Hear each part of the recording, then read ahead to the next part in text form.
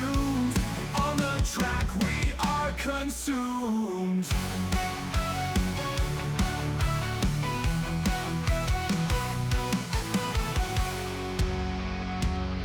Adrenaline rush, heartbeats race, the thrill of speed taking place. Defend the lead, it's not a chase. Gran Turismo sets the pace.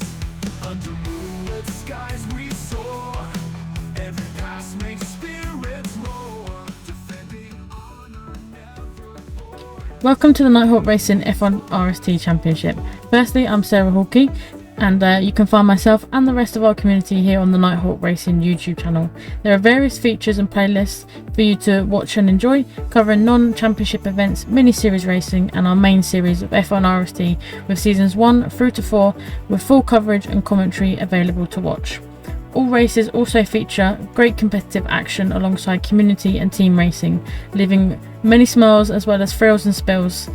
Please also check out our Instagram and TikTok in the description below, or you can use the QR code across the video that will provide you with the link tree, more content and information for you to have a scan through as well.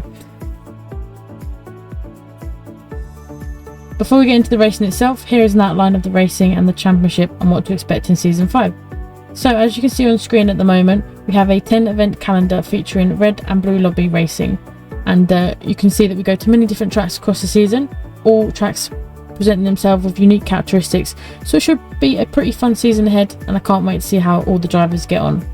We're talking about the events itself. There are 2 races per event, with a sprint race which will last approximately 20 minutes and then a feature race at 1 hour to 65 minutes respectively.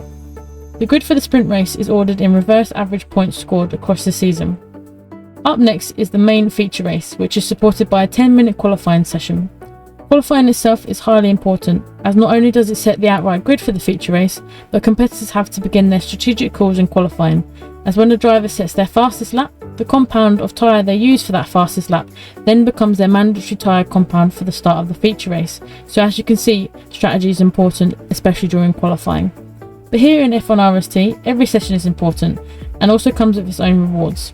Both racing events come with increasing points for each position gained, as well as the potential of fastest lap points to be earned for those finishing within the top 10.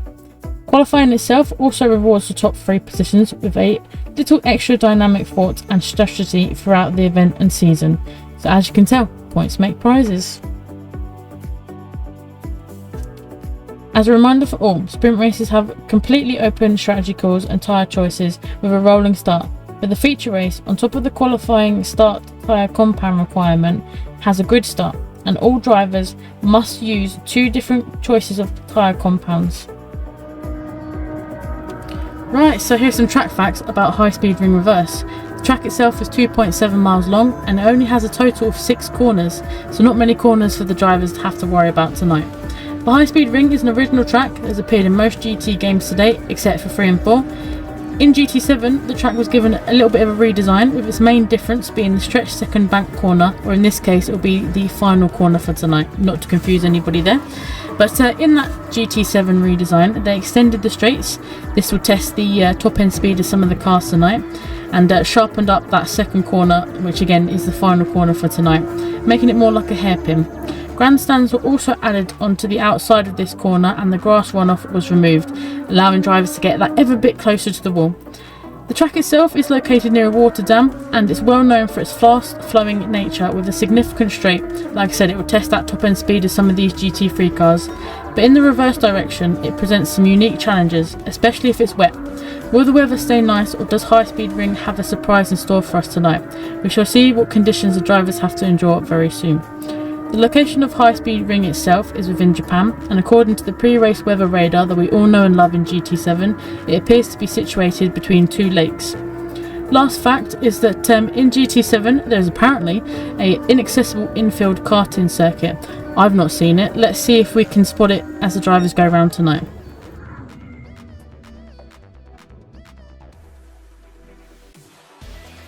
Bonus round.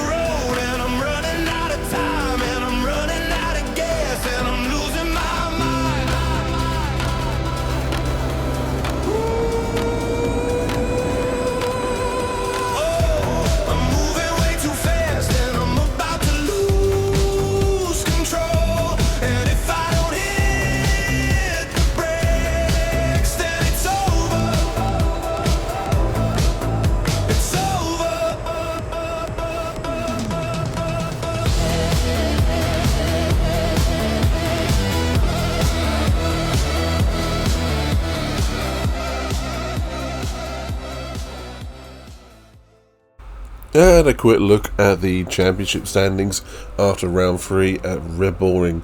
Kai, surprisingly, not picking up all that many points at Red Bull Ring in the rain. With a DNF in the feature race, it has stunted his championship charge a little bit, but we have faith that he'll be back in this round. But it has to be said, Mercedes, with a double win in Red Lobby no less, has jumped right up to second place with 152 points, knocking a load of others down, and they're going to be after him to recover those points and positions. And from the Blue Lobby last week, we have drivers such as Kirk, Sophia and Coach bringing home a big haul of points. Kirk himself coming home with a feature win at Red Bull Ring, also a good third place in that sprint. Coach himself taking home that sprint win, and Sophia in second place for the feature. Kirk himself making his way into the red lobby for this race. So let's see what he and all the others can do. Can anyone derail Kai from that top spot and taking home his second championship this season? So join us for the sprint race here at round 4 at High Speed Ring Reverse, and in prime position we have Sturdy Motorsport in P1 in that Dodge Viper. In P2 we have Super Simon in the BMW M6. In P3 we have the Welsh Smurf in the Ford GT. 2 American muscle cars in the top 3, let's see how they get on. But in P4 we have Murph in the Supra. In P5 we have Dejan Cypher in the Lamborghini Huracan. In P6 we have Damo in the Porsche 911, and then in P7 we have Lyle in the Ferrari 458. But in P8 we've got Joe Nisbet in that Ford GT, and we have to, like you say, that we've got some American muscle cars around here, and they're going to be ones to watch out for, so watch out for Joe. In P9 in that GTR we have T50 Gary, who will be flanked in P10 by T50 Phil in the 458. Then in P11 we have Chaos Druid, followed by Coach, the head of Hasutu Racing, in P12. Then in P13, unlucky for some, we have Sophia in that AMG. And then in P14 we have our very own Big Crazy Bertie in that McLaren. So, Sarah, High Speed Ring Reverse is a tricky track round here, but it's going to be one of those tracks where tyre wear, fuel management, even in the sprint, is going to be a bit of a factor. So you can get to the front of the grid or try and stay there, but you might come a bit of a cropper if your tyres run out. With that in mind, there's going to be a few drivers we're going to have to look out for. Any predictions? Oh, predictions. I think Lyle, obviously starting P7 mid-pack. He might be in a good position to kind of make up a few positions, potentially get on the podium if all going well. And then obviously you can't write off the people starting towards the back of the grid like Sophia. She could be on a good form. We know she likes to kind of make her positions up quite early, especially obviously Coach Bertie. I mean, anyone in the lower half of the grid I think is in with a real chance here. But like you say, High Speed Ring, it's a difficult track tyre wise, but it's also about obviously working together, potentially maybe, you know, bump drafting, a bit of slipstream. So let's see how the drivers kind of figure that out in the sprint race, and what information they then take into the feature race later on. Sounds absolutely spot on to me. But yeah, watch out for some of those American muscle cars and see how they get on. But I'm going to say keep an eye on our very own Big Crazy Bertie. He's got form round here from previous series, and he's won 2 races on the bounce, but let's see if he can replicate that kind of behaviour around here. Otherwise, do you know what I'm going to say? Keep an eye out for keep going back to those muscle cars. So yeah, we're gonna be thinking muscle cars today, Sarah, aren't we? Think so. It's a power circuit. Let's see what happens. With that in mind, let's hand over to our commentators and see the racing action here today.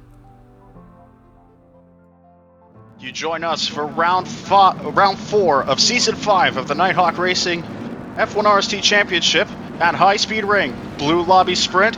Sturdy Motorsports with the number 67 Dodge Viper leads the way. It's time to bring the action. Great start for the number 67. Murph does not have a good start. He's already been jumped by Damo in the number 39 Porsche. As we go through turn 1, honestly one of the hardest turn 1s in the league. We see Simon brushing the curb on the outside, but otherwise it looks like everyone is going to get through fine. A little bit of contact between the 50 guys. Coach taking a little bit of the grass, but we are good as we go through the tunnel. Louis, have you spotted anything while that happened? Nothing yet. Everyone seems to have gotten through pretty cleanly. There's been no contact on turn 1 in the wall, so it's an exciting start. I tell you what, there's already a massive pack. Damo on back. That's the battle for 6. He's right ahead of Nesbitt and Gary. And boy, that's just a lot of angry bees trying to swarm together for one spot. I see Birdie's moved up one position already. He started last. He's a former winner here in the Blue Lobby. Back in Season 2, he actually swept it. Meanwhile, side by side for 6, it is Damo and Nesbitt. Sturdy does lead lap 1, but in the meantime, it's just a giant pack going on through there. Yeah, we've got the Supras working together, bump drafting down the straight. Got to be careful not to drift too high into turn 1 as we see Sophie. I think she did catch a little bit of the curb. That curb bites as we see Gary getting all 4 tires on the grass. Not exactly something you want to do, but it won't break your race, thankfully. But oh my, this is absolutely insane. They're 3 wide going through turn 3 just about. Lyle makes a little bit of contact with Murphy. Oh, there he goes around. Around goes the 11. The 420, I think, got a piece of that as well. Yep, Sophia got damage. Coach has damage on the number 5 Supra. Looks, Phil's got damage front and rear on that car. Gary's got rear end damage. Oh, absolutely heartbreaking for Murph, who's got left front wheel damage. Thankfully, because it's the sprint, damage is on light. So that will go away. Meanwhile, Sturdy trying to defend the lead from Cypher in the number 4 Lamborghini. Fastest lap goes to the Viper. I believe Sturdy does get ahead of the Lamborghini going into turn 1. Ooh, that's a sharp line through there. In the meantime, though, look at this. Cypher's not done yet, but now he's got company in the number 53 of Welsh Smurf in the Ford GT. I think Simon's been off as well at turn 1. He's got big front end damage. That you are right. He's got massive left front damage, so you're right. He probably did catch the wall. I'm a little concerned about Sturdy right now, though. He is out in front, and that is all well and good for him. He's on the soft tire. And, you know, we do have a lot of interesting strategies going on. He's going on the soft tire. Talk about ripping the highlight there. DJ Cypher takes the lead commandingly. He's making use of the fastest line on that turn there. And we got the GT40s battling it out behind. Yep, Nesbitt and Smurf battling for the final podium position for the time being. Nesbitt does have the advantage. He's on the medium tire. Smurf also on the soft tire. I don't think they're going to make it much farther, although granted, that tire wear is not as bad as I thought it was going to be. Smurf in the 53 on the inside stays ahead of the 8. Not exactly an easy way to get. Big moment for Lyle back there. Big moment for Lyle. I didn't catch it as we see. Oh boy, that could have been even worse. Sophia and Lyle made contact before they got to the tunnel. Tell you what though, now that the small pack, well, was originally 2 cars, has now become a 4-car battle for the lead. Although, you know what's interesting? I'm catching the cloud cover is getting a little heavier. I am noticing Druid's been on the intermediate tire. He's way in the back. I wonder if he's anticipating rain coming sometime. Oh, so just getting told he didn't start on the intermediates, but he did pit for them. Oh, he did. He did, yeah. All right. Well, there is a tendency for rain in the blue lobby. They do seem to have a tendency to get rain in the blue lobbies. Yep, as we see Sturdy coming in, he's either seeing something or the tires are gone. I think the tires are gone. Yeah, only 4 laps on the softs. That's yeah, not exactly great. As we see Coach getting past Phil for 5th place. That's Supra, one of the better high-speed cars in the league. He's moved himself up to 5th. He's looking at Gary for 4th here. So he's in the middle of a T50 sandwich. But otherwise, he's had a pretty good recovery from that incident earlier with Murph. Sophia as well, still hanging in 7th. Birdie's moved his way up to 8th after starting 14th. Quite a commendable sprint so far for him. The 4 GTs, 2nd and 3rd. I think Phil's been tapped by coach, I think, there. Oh. Yep, and coach is lined up behind that 44 car. 2 4 GTs duking it out. I think we're going to see the 53 come in this time. Yep, he's all the way down to the bottom. He's coming in. Rain lights are on, so we are getting rain within the next lap. This is going to get exciting here, ain't it? Looks like Smurf's not the only one. Damo comes in from the hards. I think he's going to switch to the intermediate tire. Murph's also coming, so quite a few guys seeing the weather pattern here. Not seeing the wipers go off just yet, but the rain lights have activated on the cars. And while we're continuing on, Coach has gone ahead of both T50 drivers. Battle for 3rd, what this has become. The wipers are on a couple cars. I saw it on the 44, I think. Phil has the advantage over the bridge, but I think by the time we get to turn 5 or 6, I believe this is, you want to run up high to get as much momentum as possible, but you don't want to oh, it's coming down. It is coming down. The rain is falling. Now. It's falling. We've got the 3 at the back have chose intermediate tyres, so we're interested to see if they can make up any ground, and how heavy this rain falls. And I'm curious to see who's going to blink first, who's going to switch to the intermediate tire first. The entire top 5 stays out, the top 6 stays out, Birdie stays out, Lyle stays out. So, it looks like Simon's weaving. He's coming in. So he's going to be the next one to blink. But the entire lead pack is going to tough it out on the dry tire for the time being. It's not raining enough yet. It's not raining enough yet to have intermediates. That's the thing. It's not coming down hard enough. And you are right. It's not hit 33% water level yet. As I'm watching Coach still fighting for 3rd, but instead of the T50 drivers, he's got Sophia behind him. And one thing to know about Sophia, she's a tough customer when it comes to defending her, the position against. She's going to try the outside on coast. That's the preferred line entering this corner. The one thing with the rain is that something I've learned in NASCAR is if it rains on a banked oval or on a banked corner, the water's going to travel downwards. So, and that's what's called weepers, and that'll really disrupt your grip going through it. Thankfully, we haven't hit that point just yet, still. Looks like the top 5 still going to stay out. Coach did lose another position to Phil, but he is going to get right back by him on the front straight. The wipers are on for some of these cars, though. A little surprised that some of these guys... actually, you know what? Smurf went onto the medium tire, as did Sturdy.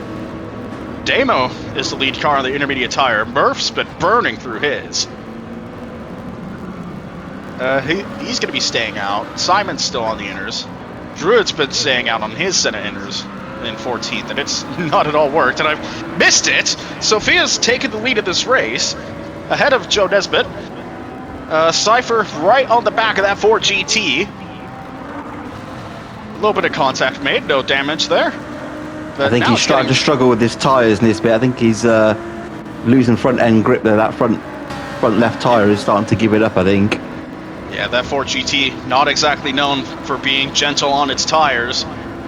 And especially when it falls off. But it looks like he's staying out another lap. The water level is dropping, so possibly the gamble to inners has not worked whatsoever for those guys. Might be wise to switch to the dry tire while you can. But in the while that's happening, still almost a 5-car battle up front. Phil right on the back of the number 4 Lamborghini. He's going to look down the inside. Coach is looking at Sophia. Nothing gained there. Cypher also thought better of it. Actually, no. Phil just overtook Cypher, excuse me. So that's another position for the Ferrari. But Now my I think question is... Gary's seriously struggling with his tyre. I think Bertie's going to have him here because that front left is gone. I was about to bring this up. How long are the medium tires going to last on some of these guys? In Gary's case, it's not very long. So, and that's gone. That's gone. That tire's given up. Yep, that's right down to the canvas. Probably going to be beating a hole in the fender if he doesn't change that tire out soon. Coach is back down to third. Phil on the move.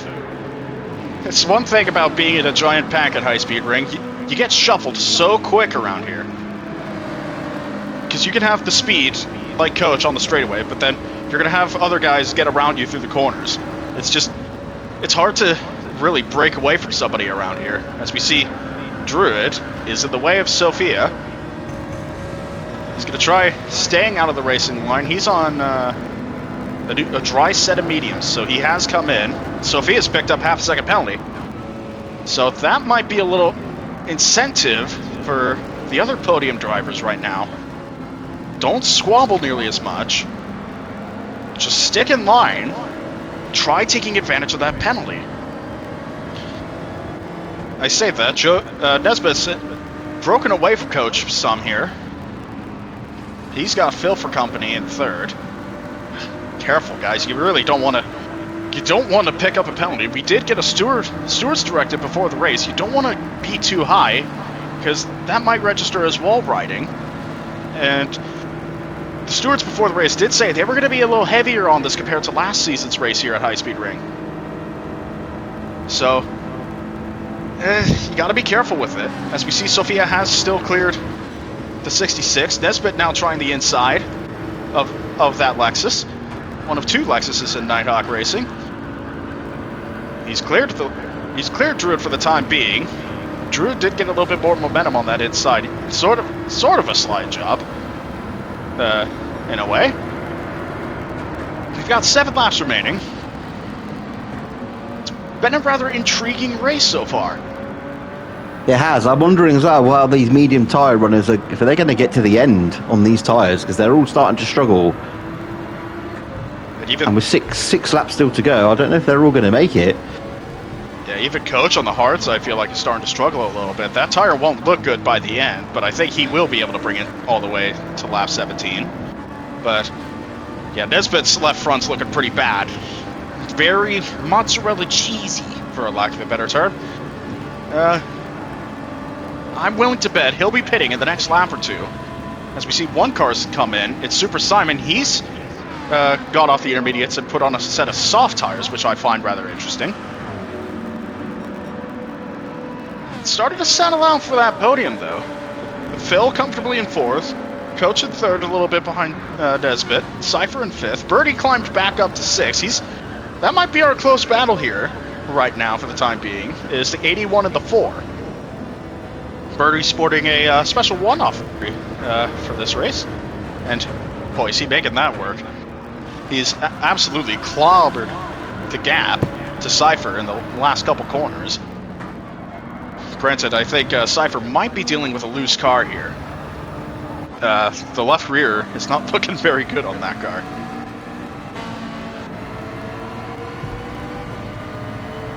No, I think Bertie's going to be eyeing up a move in the next lap or two. Yeah, Birdie, known as one of the tire whisperers at Nighthawk. One of those guys you can always count on making a tire last, even if it's not exactly advisable or possible. We've seen him do it quite a few times in Season 4. We've seen him done it already this season as well. Surprisingly, the 8's still out there. I'm very surprised at that. That left front is looking very second-hand at the minute. Also, battle for 11th is going on between the 39 of Damo and the 11 of Murph. A little bit of an interesting dynamic here between these two. Both have been about the same point on speed this season. And I think Simon is getting blue flags.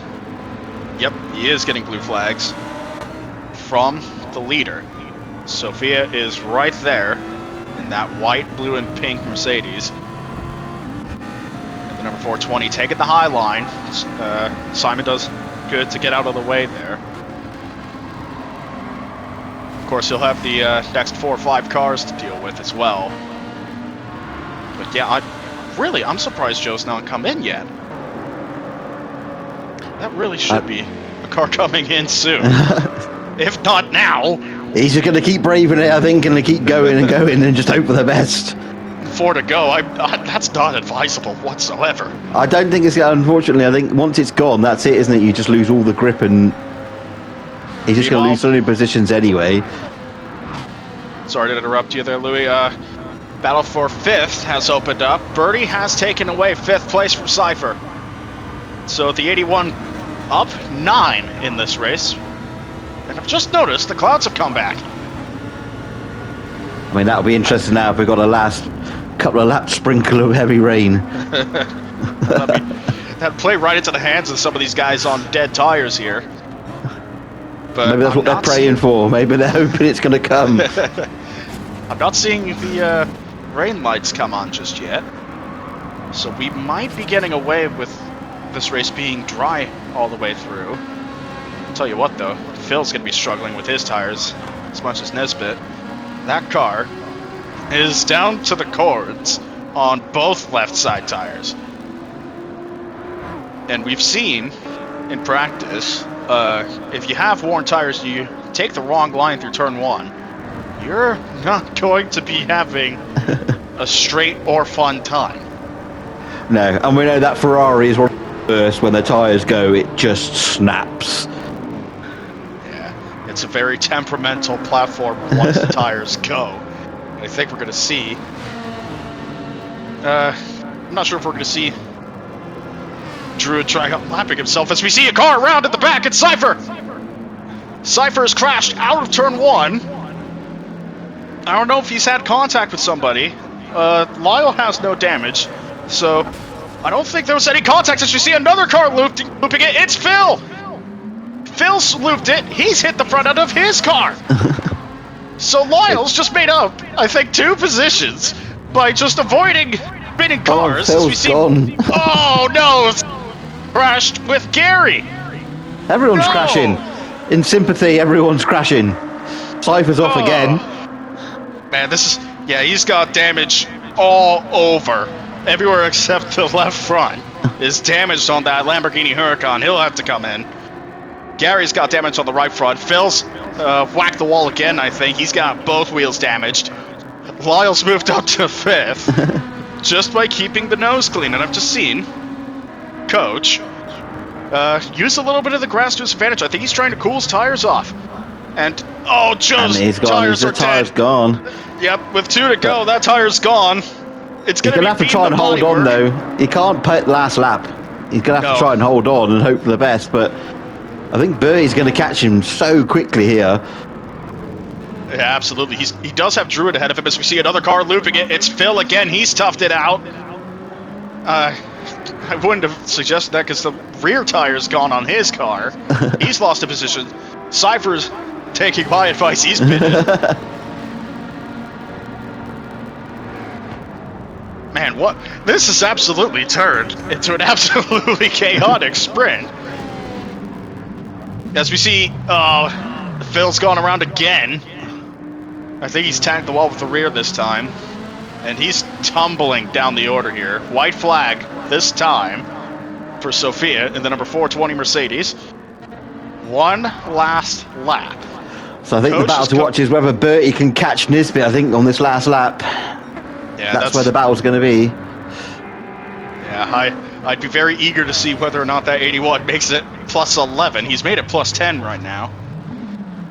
So much time made up there. Turn 1. Sprint. Yeah, that Ford is not having it. I imagine that left front tire is beating the bodywork off of it. There probably should be no headlight, no fender left as we see Bertie does make the move. Nice and easy. And I agree with Joe here. Don't make it too hard because it might result in you wrecking. As we see Lyle going a little bit wide, but they've got nothing to worry about in that number 3 car. Absolutely chaotic end to this race as we see Sophia going through the final corner, picking up draft from Damo. I think he's going to let her by. Yep, so he will go lap down. The 420 of Sofia takes the checkered flag and wins the sprint race at High Speed Ring. El Coche Coach of the number 5 will take second place. Birdie, absolutely unreal sprint, as I said. Plus 11 positions to take third ahead of Joe. Fifth place is Lyle. Good job keeping their nose clean. T50 Gary, right now lined up at 6th. He's done a better job than most on the medium tire. He's still got a little bit of life in it. Not a lot. I don't think it was going to do one more lap. He'll come across the line at 6th. Welsh Smurf at 7th. Not a bad race for him. He'll take home 7th. 8th right now is Sturdy Motorsport. A fantastic result for that Dodge Viper, despite pitting early. Cypher looks to be finishing at 9th.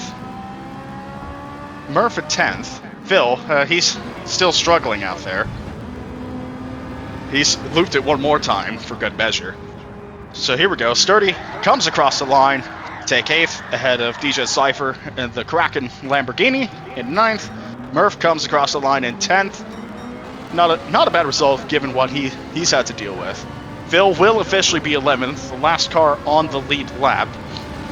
Dabo, the number 39, first car lap down in 12th, followed by Super Simon in the number 69 M6, then Chaos Druid in the number 66 Lexus, a race that's just not gone well for him at all. Ill-advised starting strategy for him, but I'm sure he'll be able to make his way back up in the feature. After all, you got 53 laps to do it. This is only 17. But what a race that ended up becoming.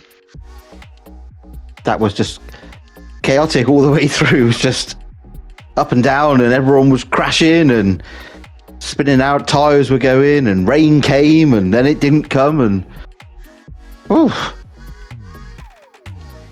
Yeah, just a lot to keep up with.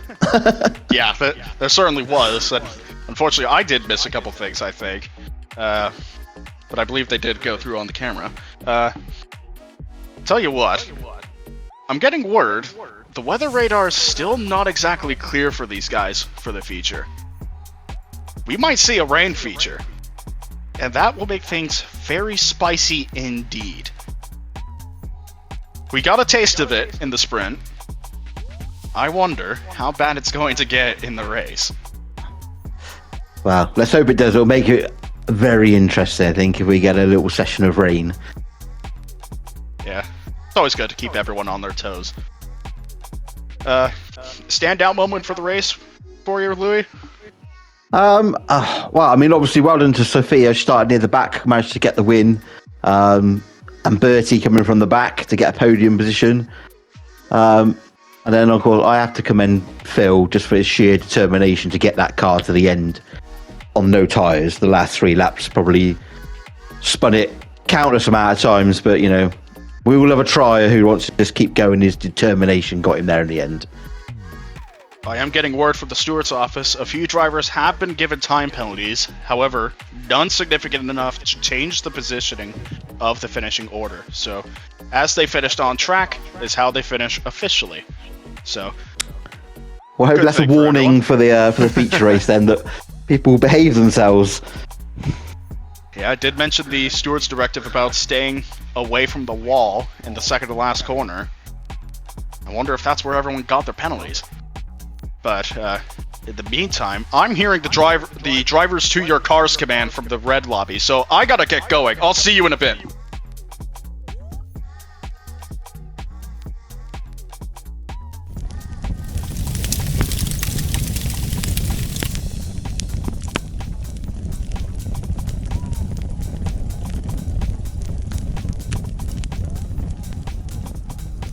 And here we are for the Red Lobby Round 4 race here at High Speed Ring. So, leading these cars away on that rolling site, we will have Sitterly in that Lexus. He's not going to be happy seeing the drivers he's got behind him. But in that P2, we have Iceman in that Genesis, which is particularly quick in the straight line round here, so watch out for Iceman.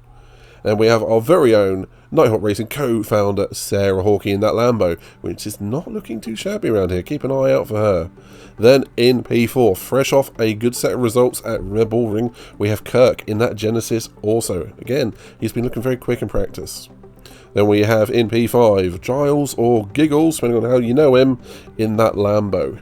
He has had some particularly great results in the last season or so, and he's going to be wanting to replicate some of those. Then we have Sophie in that R8. Maybe a car that might struggle around here, but if there's anyone who can wrestle a result out of it, it will be Sophie. Good luck to her. Then in P7, we have Nigel Mansnail in the amazing liveried 458.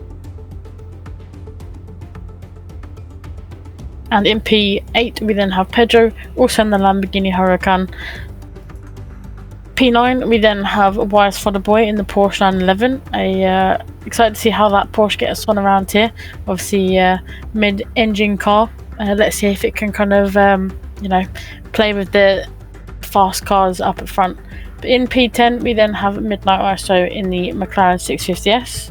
And P11 we have Mercedes in the GTR. Very confusing, but he'll be looking for a quick getaway. In P12 we have McManley in the Ferrari 458.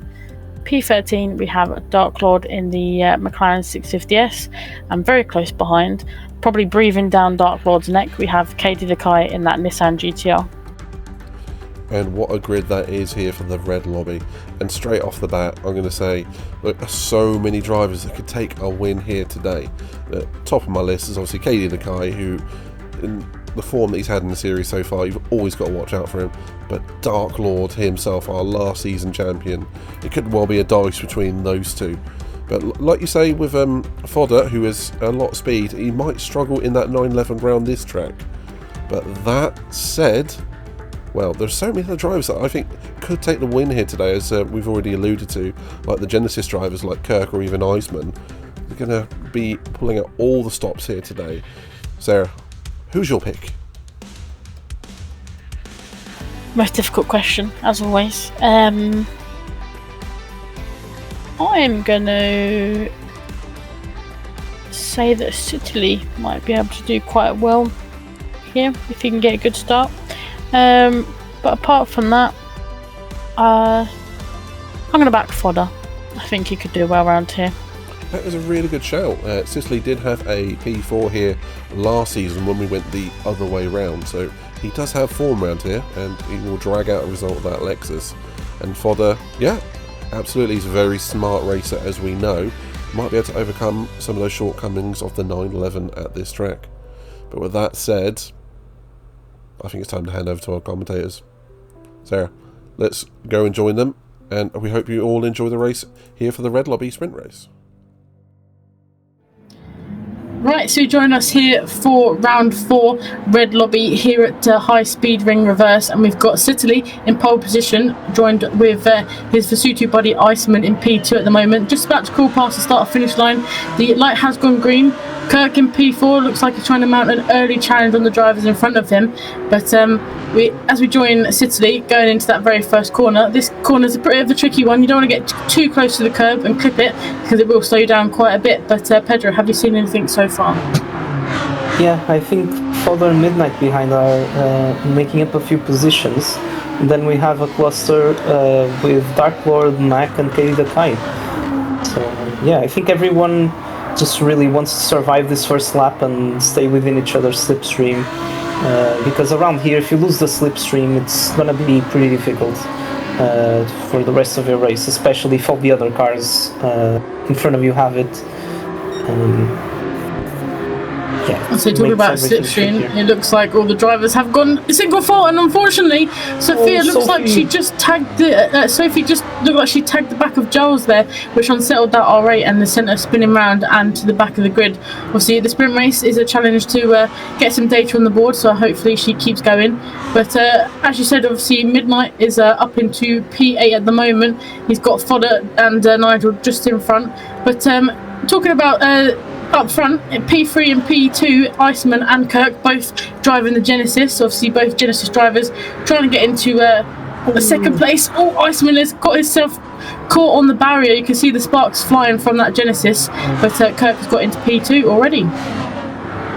Yeah, and as you were saying, once again, that first corner is very tricky because Iceman just tried to go side by side through there with Kirk. Oh my goodness. Quite the old dive bomb there from Giles. He came from miles away, but he manages to get that move done and into that final podium spot at the moment. The lead Lamborghini as well, but it looks like Fodder is going to mount a challenge on Iceman as well. Fodder going to the inside line here. Obviously not a line that you see many drivers take. It is quite a compromising line, taking that lower line into that corner. But obviously going back to your earlier point about slipstream, everyone in single file at the moment, making full use of that slipstream. Exactly, yeah, and unfortunately Iceman, with all of that, is probably going to lose another position because Mercedes is right behind him right now. And yeah, it's one of those as well, if you make any sort of mistake with the race being in the situation that we are witnessing at the moment, you're just going to lose a lot of positions. Oh, and Iceman got stuck again. Oh my goodness. Mercedes and Midnight just banging doors there as well. But they both got through unscathed from turn 1. Yeah, very lucky because obviously when you're racing side by side there and a driver beside you does get caught, it's quite tricky for them to get off of that barrier. But luckily, Mac and Mercedes having a little bit of door banging moment there as well. McManley getting in front of Mercedes at 4 now, but looking a little bit further up in front. Fodder looks like he's trying to maybe create a gap between himself and Giles at the moment. Sidley got a little bit stuck on the barrier, and we must have missed it in the last lap, but Kirk has got into the lead at the moment. Yeah, I was about to mention that, and he's building a bit of a healthy gap to the cars behind. But Sidley, with that mistake from the previous corner, might lose the position to Giles unless they decide to work together and see if they can catch up to Kirk again. Oh, Giles is there. He's gone out into the inside line. Oh, Fodder, I thought it was going to go through that gap there. Very brave. Oh, Sidley is stuck on the wall. Oh, and right behind. Oh my goodness, Dark Lord just made it through. Yeah, McManley looks to looking to make a move here. He's got a 2-for-1 deal there, overtaking a couple of cars into that corner coming out of the tunnel. But Giles is currently holding off Fodder for that last podium spot at the moment, but just behind Fodder we've got the very menacing Midnight in that McLaren, and talk about McLaren's Dark Lord just behind Midnight as well, so I'm sure Giles will be eager not to make any mistakes here because I don't think he wants to let those cars through just yet. I think he might have just scrapped the barrier at the exits, and he's lost a little bit of speed there, which invited Fodder into making that move, and Midnight might follow him in that trend. Yeah, it seems like Giles is stuck in a little bit of a sandwich at the moment, although Giles is going to the inside line here. Maybe that Lamborghini is just a little bit faster than that Porsche in a straight line, and Giles does get in front of Fodder going on to lap number 5. But if Fodder can do it once, he can do it again. He'll have to make that move done again this lap. But having a quick little look behind, everyone else seems to be kind of settling into the race. Obviously, we've got KD the Kai already up to P9. We know how he likes to make his way through the pack, and he seems to be doing that quite good so far. Yeah, and I think going into the bridge section, both Fodder, Giles, Dark Lord, and Midnight were side by side in groups of 2 there. And all this battling, Kirk is already at least probably a couple of seconds ahead of Fodder. Yeah, I think Kirk will still be feeling the pressure a little bit here. Obviously, he doesn't want to make any mistakes because he knows basically the whole rest of the grid is not that far behind. But I'm sure Kirk will be enjoying that little bit of clear air in front and behind him, and he can breathe a deep sigh of relief at the moment. But like I say, obviously the pressure will be mounting as we see Midnight potentially going for a move on Giles here. It looks like he might be helping out Giles a little bit by giving him a little bit of a push. And that Porsche doesn't seem very fast in a straight line, does it? Because Giles makes the exact same move onto lap number 6, very nearly going into the barrier there. Yes, so Midnight was giving a bit of a bump draft to Giles. who was obviously also getting the slipstream from further in front. And as you said, yeah, the Porsche seems to be slower on the straights. And at some point, I think there was almost a difference of 10 miles per hour between Giles and Fodder. Ooh, side by side there with Dark Lord. Yeah, the two McLaren drivers having a battle into this corner here, all forcing Midnight onto the grass a little bit there. Luckily, the traction obviously kicked in for that McLaren there, but that does lose position for Dark Lord there, and it looks like it lost him a little bit of speed as well. Although a nice little push from Mercedes has helped him a little bit to catch up. But yeah, Giles still in that P2 position at the moment, and it looks like Midnight gave Fodder a little bit of a tap there. Will he give Giles, or will he go for the move? It looks like they're going into 3 wide into the first corner. The Fodder and Midnight look like they've got that move done and dusted. Oh, that was narrowly avoided, the contact between those two. But yeah, Giles is now having obviously the other McLaren of Dark Lord just behind him. But the two guys of Fodder and McLaren and Midnight and the McLaren have been released. Yeah, it's been surprisingly, pretty clean into turn 1.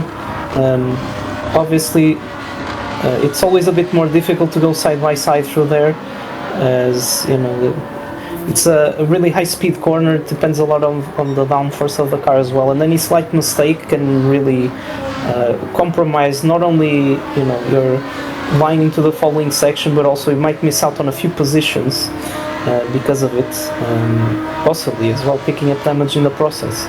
So glad to see that all the drivers are being able to go side by side through there without any major consequences so far.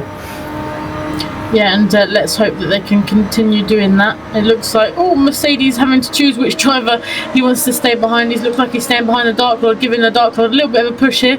Teamwork is what we like to see, and that does help him go past Giles as well. Though Giles narrowly gave Mercedes a little bit of a tap here. Those two going side by side through this first couple corners here, and forcing Mercedes into the barrier. I knew it was close, but it was getting closer, and the exit of that corner, and unfortunately looked like Mercedes had the raw end of the deal here, and the two come together again. Oof. Oh wow. Yeah. Not what you want to see, but obviously it was getting very close between those two drivers. I'm sure the stewards will have a look into that after the race.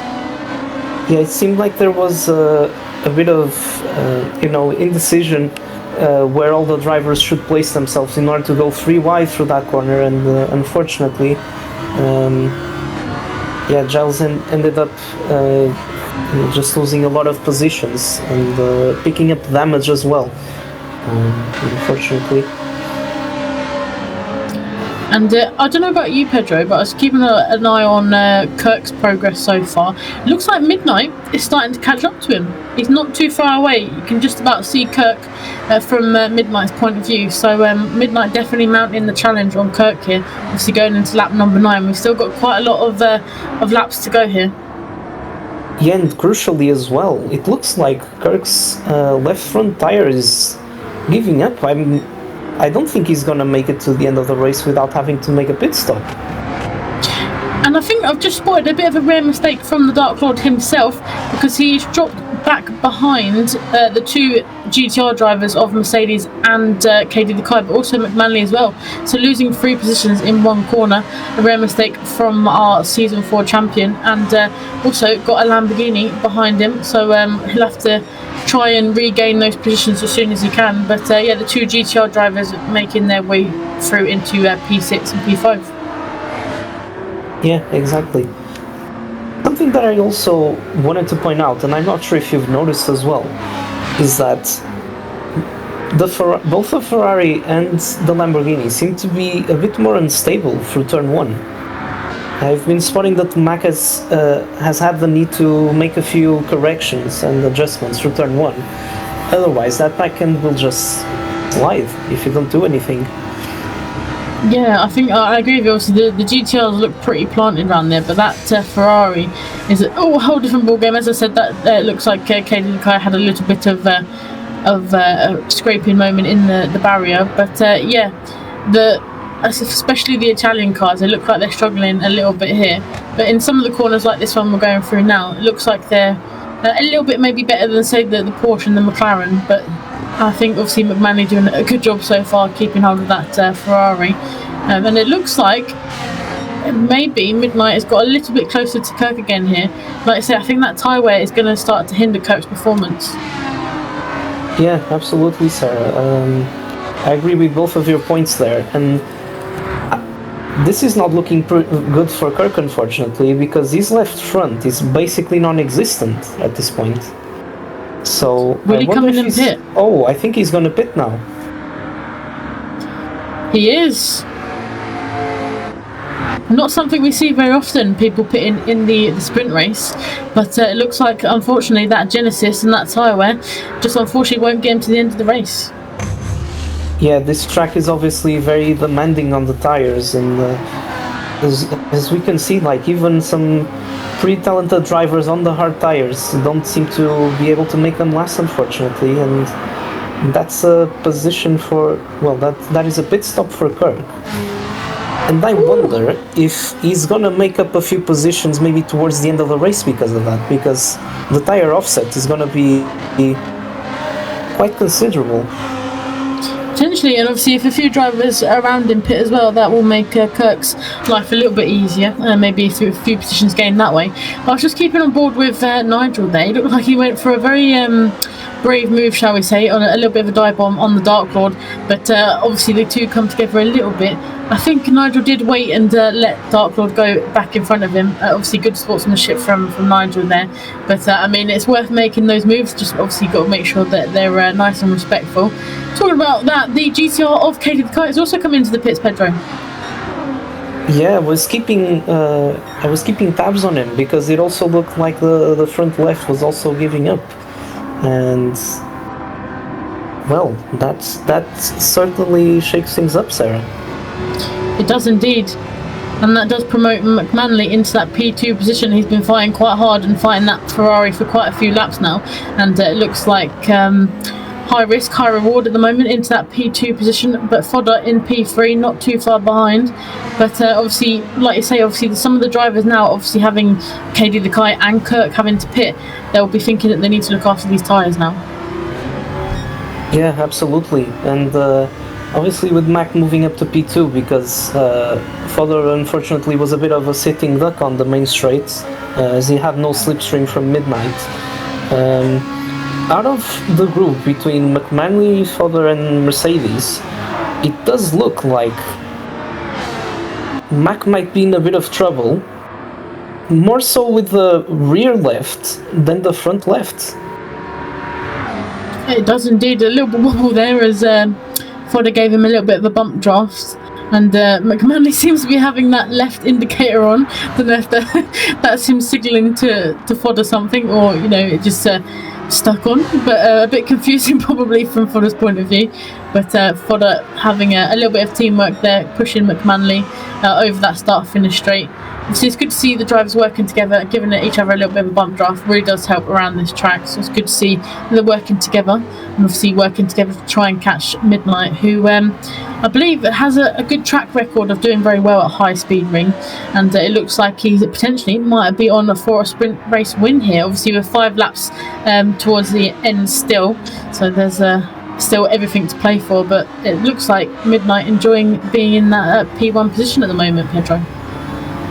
Yes, absolutely. We all know how strong the Midnight and McLaren combination is, and especially at a track like this where the McLaren seems to have a lot of top end, good acceleration as well, has that good combination with also being good on tires, and Midnight obviously always doing a stellar job with his tires. Seems like everything is lined up. I don't know about you, but I think McManley just kind of either changed his mind at the last minute or potentially was trying to maybe force Fodder or Mercedes to make a pit stop, because McManley looked like he was going to come into the pits, but at the very last minute he changed his mind, or he forgot that the pits were that obviously that close and had to dive out of the way to make sure that he didn't get that 3-second penalty. But it was a bit of an interesting one there from McManley, because he looked like he was coming into the pits, made that last minute diversion, and obviously Fodder following him round. We'll see if McManley decides to pit this lap or not, or try and struggle to the end. Obviously, we've still got about 3 laps left to go. But yeah, a little bit of an interesting one from Mac there. Yeah, I do believe, as you said, he was probably trying to force further into making a pit stop. However, I do wonder if he doesn't make a... Oh, there He's he goes. coming in. Oh, he isn't. Oh, actually. no, he's not. See, that He was just what fooled us again. I was going to say. He fooled us again. That's the move that I saw him pull last lap, and I thought it was very interesting. All the two go side by side into turn 1. Mac on the lower line, Fodder on the high line, and Fodder says, "Thank you very much. I want that P2 position." Yeah, and I am telling you, this Mac is probably going to struggle quite a bit for the next few laps, especially considering obviously that Ferrari is a bit harsher on the rear tires, and with the way that he's been struggling to keep the rear end in check through turn 1. Yeah, it's not going to be easy for Mac, especially with Mercedes right behind them, still going strong. You see there again another slide from Mac. And also in the meantime, I did notice that Sophie also made a pit stop. Unfortunately running maybe a bit towards the back of the grid because of the lap 1 incident, but I think she's still doing a good job to make a recovery and hopefully trying to reset for the feature race.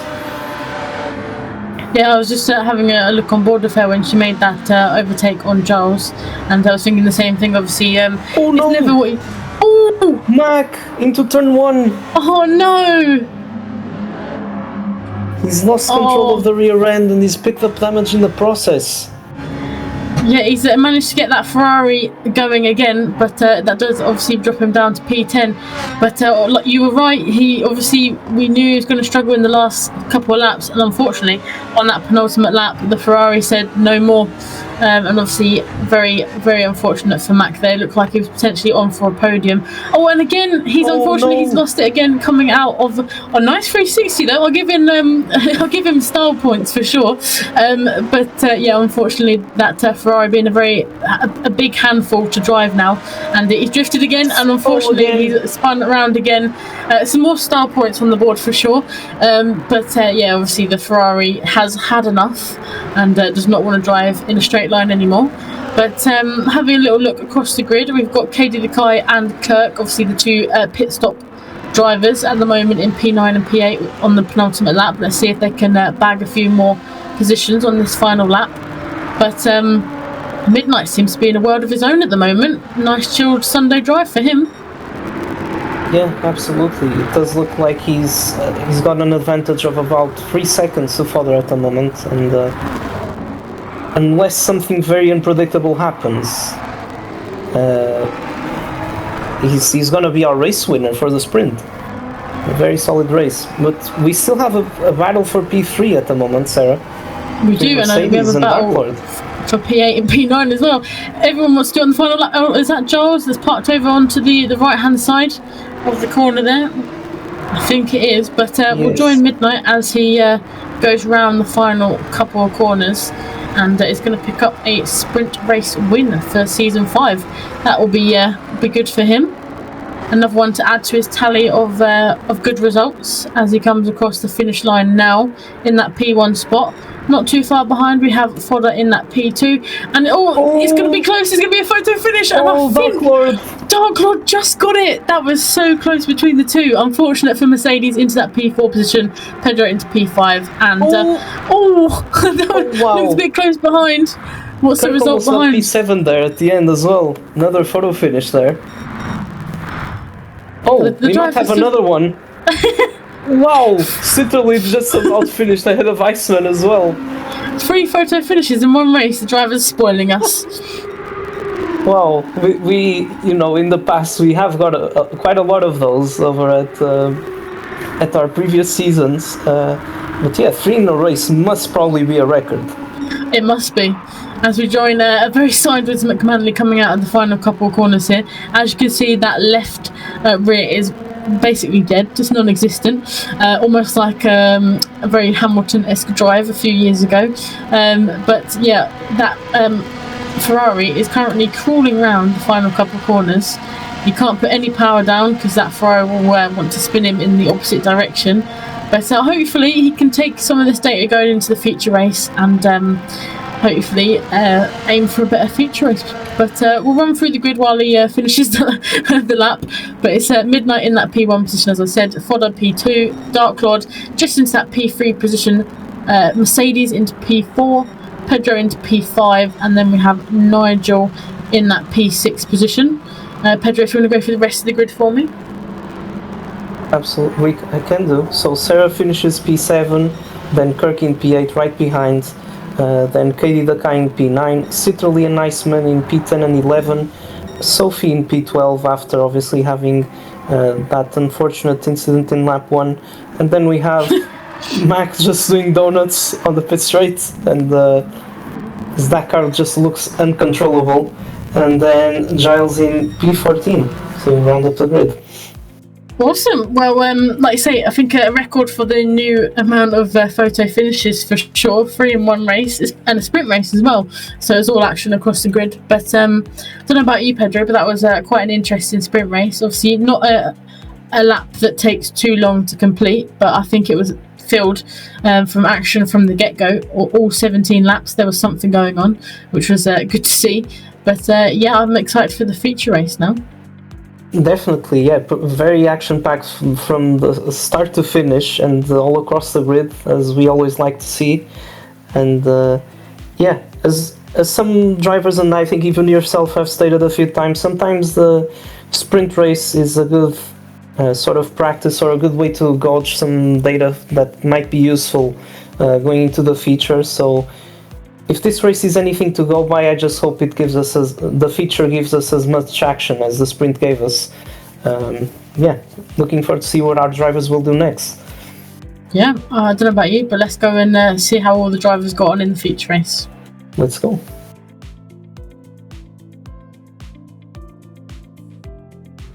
And here we go for round 4 of Blue Lobby qualifying results heading into the feature race. So, taking pole position, a commanding pole position, Sophia in a 1 minute 9.5 has absolutely wringed the neck of that AMG to get that time. So, keep an eye on Sophia. She is going to be going full revs into turn 1 and trying to keep that AMG ahead of the rest of the pack. We'll see what happens today.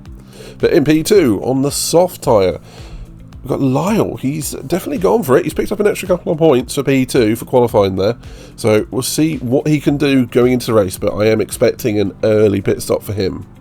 But in P3, somewhat a surprise, Joe Nisbet in that Ford GT on 1 minute 10.5. Then P4, we have Degen Cypher getting a great lap time out of that Lambo on 1 minute 10.699. Then we have Coach, the header for Sutu Racing, first driver on the hard tyres here today on a 1 minute 10.7. He will be one to watch. Then in P6, T50 Gary on those medium tyres on 1 minute 10.8. Then our very own Big Crazy Bertie in that McLaren, also on the hard tyres, on 1 minute 10.9. Now, I think we have to keep an eye on those hard tyre races as this first stint gets on, but with that in mind, let's have a look at P8, Sarah. Yeah, so in P8, going for the mediums, we have a T50 Phil with a time of a 1:11.1. In P9, very different strategy here from Murph. We have Murph on the soft tyres setting a time of 1:11.3, so looking for a quick getaway. In P10, we then have Welsh Murph on the mediums with a time of a 1:11.6. Not too far behind, we have Chaos Druid also on the mediums with a 1:11.6, about 11 milliseconds off of Welsh Murph's time, so pretty close those two. In P12, we then have Sturdy Motorsport also setting his time on the softs with a 1:11.8. And rounding off the grid, we have Super Simon in the BMW setting his time on the mediums with a 1:13.9. Well, Sarah, that's quite an interesting grid, and I think we're going to see a range of strategies just from the qualifying results alone. We've got soft, medium and hard tyres in use, and we have to say, around High Speed Ring, it is known for also throwing us a curveball with a little bit of rain here and there, but we'll see what happens. But you got to say, those drivers on the mediums and the hard tyres are looking to go longer into their first stint and to get more of the race out of the way. So, with that in mind, who have you got particular eyes on for this one? Oh, like I say, I'm interested in to see obviously how the hard tyre runners get on for the likes of Coach and Bertie. We all know that they've got quite, a strategic head on them. So let's see how they get on.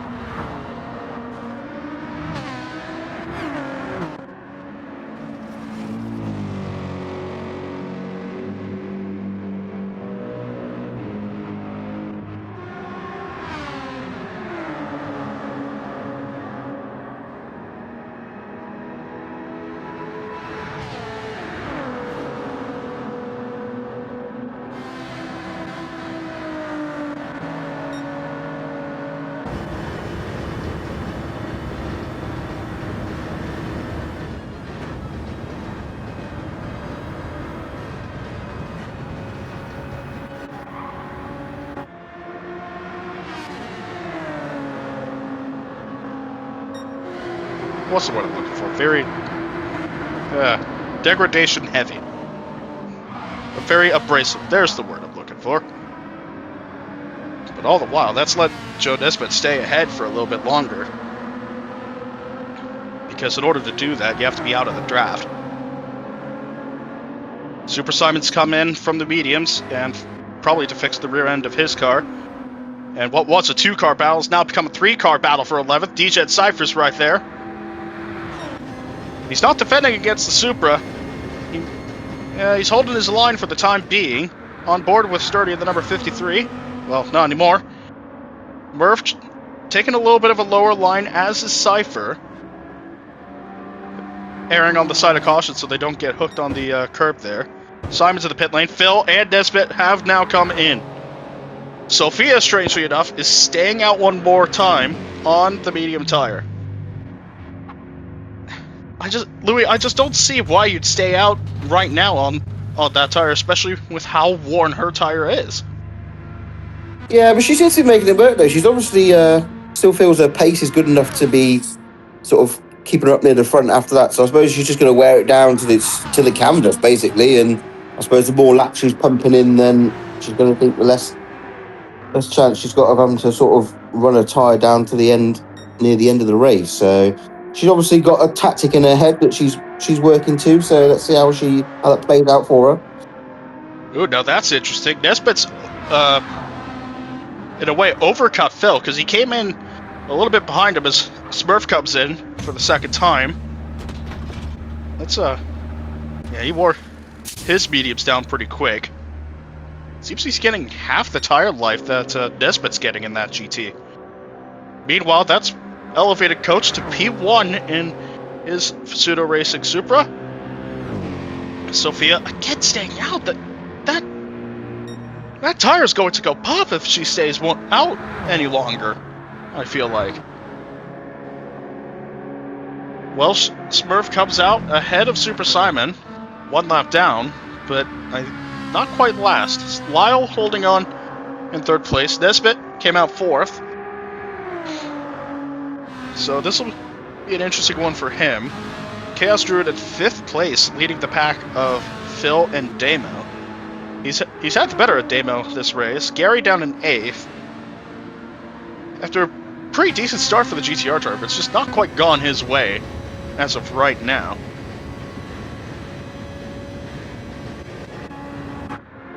Hang on, did I just see Druid doing a little bit of an Indy snake? Whoa, hold on to it, Druid! For those that may be unaware, the Indy snake was a tactic at the Indy 500, where you weave across the straightaway and try and break the slipstream of the car behind. Of course, at Nighthawk, even on tracks like High Speed Ring, you only get the one move before you can return back to the racing line. So you have to do it when they're getting the most slipstream. Now Sophia finally comes in after 15 laps. I have to imagine that tire is down. Just about. It's a little better than I thought it was going to be. But this will cost her some positions because everyone else that had pitted, they're getting better times because they've had healthier tires. Nisbet, I think, will be retaking 3rd place as she'll exit the pit. She's still filling up the tank, so looks like another medium tire stint for her, possibly. I believe so. And she'll exit behind the battle of Damo, Chaos, and Phil. There goes Damo on the inside curb. Well, no damage, thankfully, but that's an odd one. I've not seen anybody spin down on that inside curb. Granted, I've not seen anyone run that far low to be able to do that. It's very interesting the lines these guys are taking to try getting around the others ahead of them. And I imagine Coach will be coming in soon. Those tires are looking very worn. Lyle's going to stay out at least one more lap. I think Lyle's able to do 8 laps on a set of mediums, so this one's going better. Nisbet down in 3rd. It's all started spreading out now, Louis. We've all gotten some respite. Yeah, absolutely. Yeah, people have made their sort of, well, 1 or 2 stops, depending on what tyres they started on. So, yeah, it should start settling down now. And we'll see Sophia going for a move now. So, but she's done well there on that first set of medium tyre. I think maybe the damage with the slower pace maybe helped the tyres sort of last the next couple of laps, possibly. So, we'll just see how far she gets on this set of tyres now. Well, she made very easy work of Chaos Druid, and that puts her at 5th place. She's going to be trying to run down the leaders now.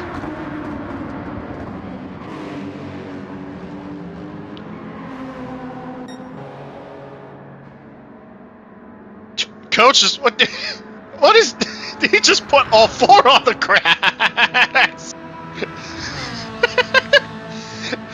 I've seen 2, I've not seen 4. That's one way of doing it. Once again, using that to cool off his tires. I'd say, though, he got a little too far into it. And that could really spin you out if you're not careful, if you put all 4 into the grass. Nisbet, meanwhile, holds on to 3rd behind Lyle. We're seeing Phil getting closed in by Sophia. Phil doesn't have any damage, but he is on the hard tire versus Sophia's medium tire. She sets the fastest time, a 1:10.1. Druid running down on the bottom, as is Gary. I think when you run lower like that, you're going to be burning more of your tires. And I think that's separating some of these guys from the leaders, because not only is it burning your tires, it's also the slower line to take around here. It's an interesting line, but I don't think that's the faster line to take. Meanwhile, battle for 4th is heating up. Phil and Sophia over the bridge, heading into what is normally turn 2 on the regular layout.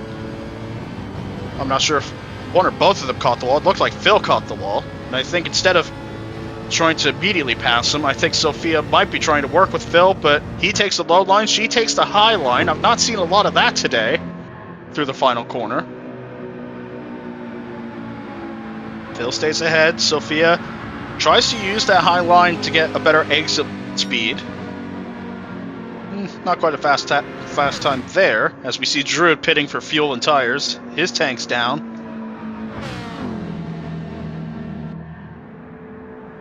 Here he comes. That'll be 4 fresh tires for him. Overall, I don't think he's been doing too bad. Murph's also come in on dead left front. So that'll be new Michelin pilots for him. And that number 11 Supra. And Sturdy's come in as well. From the medium tire and no fuel. That 8.4 liter V10 proving that it is a very hungry beast. Meanwhile, I missed it. Sophia has overtaken Phil officially. And she's going to try running away from him now.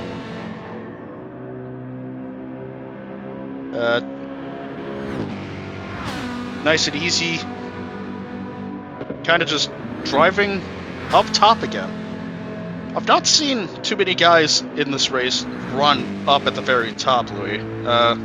Do you think there's any possible advantages to that, aside from getting possibly a better exit speed? I mean, potentially, yeah. I mean, obviously, you're not, if you're taking a sort of slightly higher line, you're not sort of turning the wheels, you'd probably tyre wears a little bit better that way. I mean, there are some interesting lines going on. I think turn 1, the lower people, I think it's more of a safe line. It's definitely not as quick, but it's just avoiding potentially getting caught on the wall and getting damage or penalties. So I suppose that's probably why people are taking the lower line. It can be a safer line, as long as we've seen with a couple of people, you don't touch the curb, because then you potentially spin out. But I'm guessing that's why some people are taking that lower line on turn 1. The leader has come in for tires and fuel. The left front on his car was dead. He took that about 19-20 laps, which I'd say is a pretty long time out here. Lyle's also come in from the mediums, making the second stint last longer, down to very little fuel. So both those cars doing very well so far. But that allows Joe Nisbet to claim the lead of this race with that number 8 Ford GT. Now, will they join ahead or behind Sophia? I think Sophia's gone ahead of both of them, as has Phil. Yep, they've both gone much ahead of the pit exit before Coach came out. He's filling up the tank there. Gary's going to get ahead of him as well. So Coach will rejoin in 5th place. Obviously not ideal, but of course, with him going long on the hard tire, he's probably banking on just running as many laps as he can and hoping that gets him back up front. Damo's in once again in his car. And looking at Joe Despot, that front's down about halfway through, I'd say. But he's trying his best to do what he can in that car. It's not easy driving around there. Sophia up to 2nd place, thanks to the pit stops. Nice recovery for her after the rear end damage earlier. Phil down to 3rd. Quite a bit back from Sophia, although I think that's down to the tire differential. Gary's going to have to pit for new tires soon,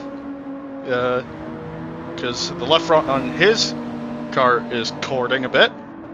Coach has gone ahead of Sturdy. He is a lap down compared to the leaders. Birdie up to 6th place. Our tire whisperer once again, proving he's the master of the long run. He's gone up to 6th place just by running consistent laps. Lyle right behind at 7th on fresh mediums, trying to get as much slipstream from that McLaren as possible. Although, doesn't look like Lyle's close enough just yet. Druid's at P8 right now. Smurf at P9 on the hard tire this time. That's Damo in 10th. That's where he rejoined. Smurf and Damo just cannot seem to get away from each other very much. Murph down on 11th. Cypher in 12th. He's trying to recover after a couple difficult early stints. Simon in 13th. He's a lap down. And there's Sturdy, also a lap down. But yeah, it's quieted down now. Everyone's started spreading themselves out, just running their race, and I think that's kind of what you have to do right now. Although Gary, I'm very concerned about that left front, as we see Coach once again trying to cool off his tires. It loses you time, but it very much helps in tire life. As we see Lyle this time much closer to Birdie. I think Lyle's going to try making the move on Birdie for 6th place here. Down the inside he goes. Birdie's not going to defend it very much. He does have the preferred line into turn 1. They're still side by side. Lyle's not quite clear into the braking zone. Now that Ferrari is clear. So well done by Lyle, and the number 3 car has gone ahead for 6th place. Druid battling Smurf for 9th. He's trying to take the defensive line. Although, as I said, that's not quite the best line you want to take through turn 1. Smurf and Druid side by side, nearly door banging. Oh, they do make contact! They hold on to it, though. Still side by side, though, as they go into the tunnel. Well, so much for me saying everything's calmed down now. Still side by side out of the tunnel, into turn 3. The Lexus gets ahead of the Ford for the time being. But the 53 is going to be bearing down on him as soon as they get back onto the straight here as we go over the bridge, on board with that number 53 car. Trying to eke out as much revs as he can on that thing. Using a little bit of that higher line, not getting close enough to... Well, so much for that. He has hit the wall there. But I don't think he's got any damage. Yeah, so he's going back down to the inside. Gary's come in for a new set of tires, so I figured that tire was coming down. Out of the final corner, Druid and Smurf side by side again. Druid stays high. Smurf's going to try going it the long way. He doesn't even need to. He gets past him on the straightaway. And Gary's going to rejoin right ahead of these two. So that's going to make things a little interesting. Druid tried to undercut that Ford GT. I don't know if there's contact. There was. Smurf's in the grass again. He loses the spot. These two are having a very spirited fight. And now Druid's got Slipstream to help him out. I think Smurf just flashed the lights at Smurf. I don't think he appreciated that very much, Louis. No, it's a nice little battle there between the two, though. It's, good close racing, a little bit of contact here and there, but on the whole, very clean and good to watch. That's what we like to see. Lyle staying ahead of Birdie for what is now 5th place. Scary in the number 17 GTR. Trying to stay away from Druid, although that Lexus does have some power, speaking from personal experience. Not as much as I'd like to, of course, but it's not one of the worst cars on power. You can use it to your advantage in the slipstream.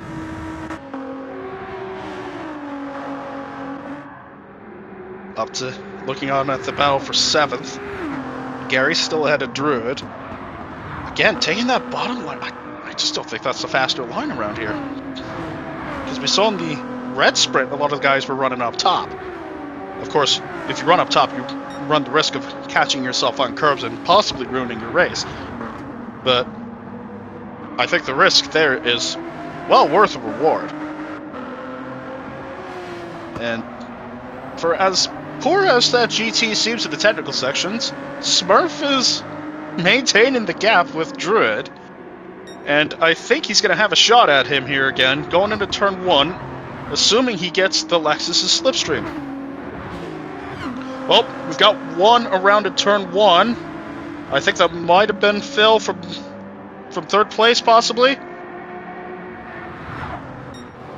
Oh yeah, front and rear damage for Phil again. We saw that in the sprint race for him, and man, he was doing so well up to this point.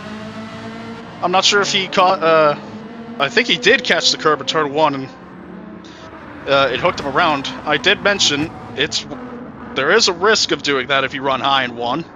Smurf's gone ahead of Druid in the meantime, and Nisbet's coming in for a scheduled stop off of the medium tire. So we'll see where these guys end up, or where he ends up relative to everyone else. Sophia does get by him. Watching the Phil and Coach battle for 3rd place, obviously Phil's going to have a very hard time with both his front bumpers dinged up. That is going to be a problem for the number 44. Coach gets the position, now 2nd place. Nisbet's, I think, fueling to the end here, which is why he's still in the pit lane for the time being. Yep, he's filling up to the end. I don't know if he's filling it 100% of the way, but Lyle and Birdie both are going to be ahead of him now as well. Smurf's gone ahead of Druid, but not by a lot. Druid's going to have an opportunity to maybe take another charge into turn 1. Looks like Nisbet's come out 6th ahead of Gary. So not bad work by that 4GT crew. As we watch the other 4GT in this race, trying to take the low line into turn 1. Druid diamonding it. He makes a little bit of ground on Smurf. Huh, maybe there's something I gotta learn about this place. That looked pretty fast. Damo running behind them at 10th. Murph running behind him in 11th. They're both waiting in the wings to see what happens between these two. They're side by side again. But Druid's got the advantage of the number 66, the 53 Supra, right behind him. Druid trying to do what he can, and Phil is in. I don't think this was quite a scheduled stop, but because of the damage, he just could not fight. And he will have to get both bumpers replaced. Might need a little bit of chassis adjustment as well. 4 new Goodyear Eagles on that Ferrari. Nisbet's going to reclaim 5th place. We're going to see if his T50 teammate gets the spot as we watch 2 separate battles, Damo and Murph, and Druid and Smurf. Hey, that rhymed. Druid comes in for the pits, so much for that first battle there with Smurf. Damo and Murph have it out of here. Going into turn 1. Phil, he's just done fueling it, so he'll be coming out soon. On the hard tire, Druid, he's got 4 new tires. Sophia still has the lead by a commanding bit, although that's also because she's not stopped yet. Coach is running down on the bottom. He's just getting out of that final corner. I believe when Sophia pits in the next lap or 2, he will be assuming the lead of this race. And look, again, he's using the grass to cool off his left side tires. especially on a track that burns your left fronts, as we're seeing with Birdie. And that's proving to be pretty useful around here as that 81 McLaren comes in. Not bad work by Birdie there. Nisbet will climb up to 4th here, as we see the McLaren coming in. Not bad work here for Birdie, as I said. I keep bringing this up. Nighthawk's Tire Whisperer. He's one of those long-run masters around here. He will take a tire much longer than it has any right going. And he still has great pace doing it, as we see. So if he is going to stay out one more time on the back of Phil, so he'll be being put a lap down this time by, but it's only going to be temporary. If I'm Phil, I'd probably just let her go, huh, Louis? Just let the pain happen now, so you don't have to deal with it later. Yeah, she's going to be pitting soon anyway. I know he doesn't know that, but you know, I mean, the blue flags will be out, so you know the stewards are hot on the blue flags this season, so he won't really be holding her up too long, or she's out picked up a penalty there. Yep. Speaking of the stewards, half-second time penalty, I think, for using the grass a little bit at past the apex of turn 2. That's where we're seeing it happen a lot. And she'll be slowing down here out of this corner. That'll let Simon back through for the time being. Coach just now going through turns 3 and 4. Ahead of... I think he just got by Druid, who is a lap down on him. Yep, there's Sophia. Running down on the bottom. She will have to pit this time. No question about it. Coach running along the wall. Again, you could do that at Homestead. I don't think the steward's going to be that appreciative of it here. So she comes in. And we will see Coach assuming the lead of the race.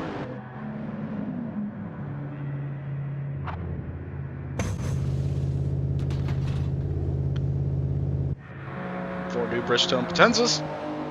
And fuel. Coach resumes the lead of the race. Lap 31.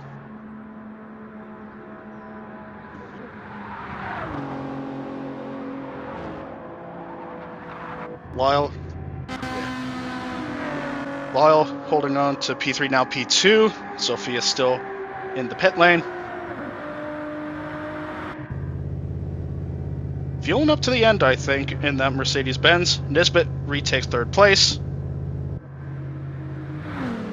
And she is away. Gary's not going to be able to get to her in time, I don't think. If he is, it's going to be just barely at the turn. Murph's come in from the hard tire. Damo, I think, is coming in as well. Yep, from the hard tire as well.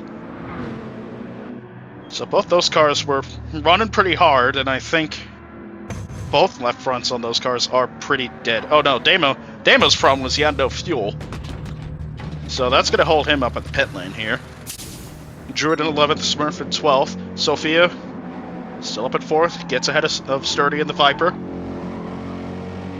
We're going to see, I believe, Coach cross to the line now.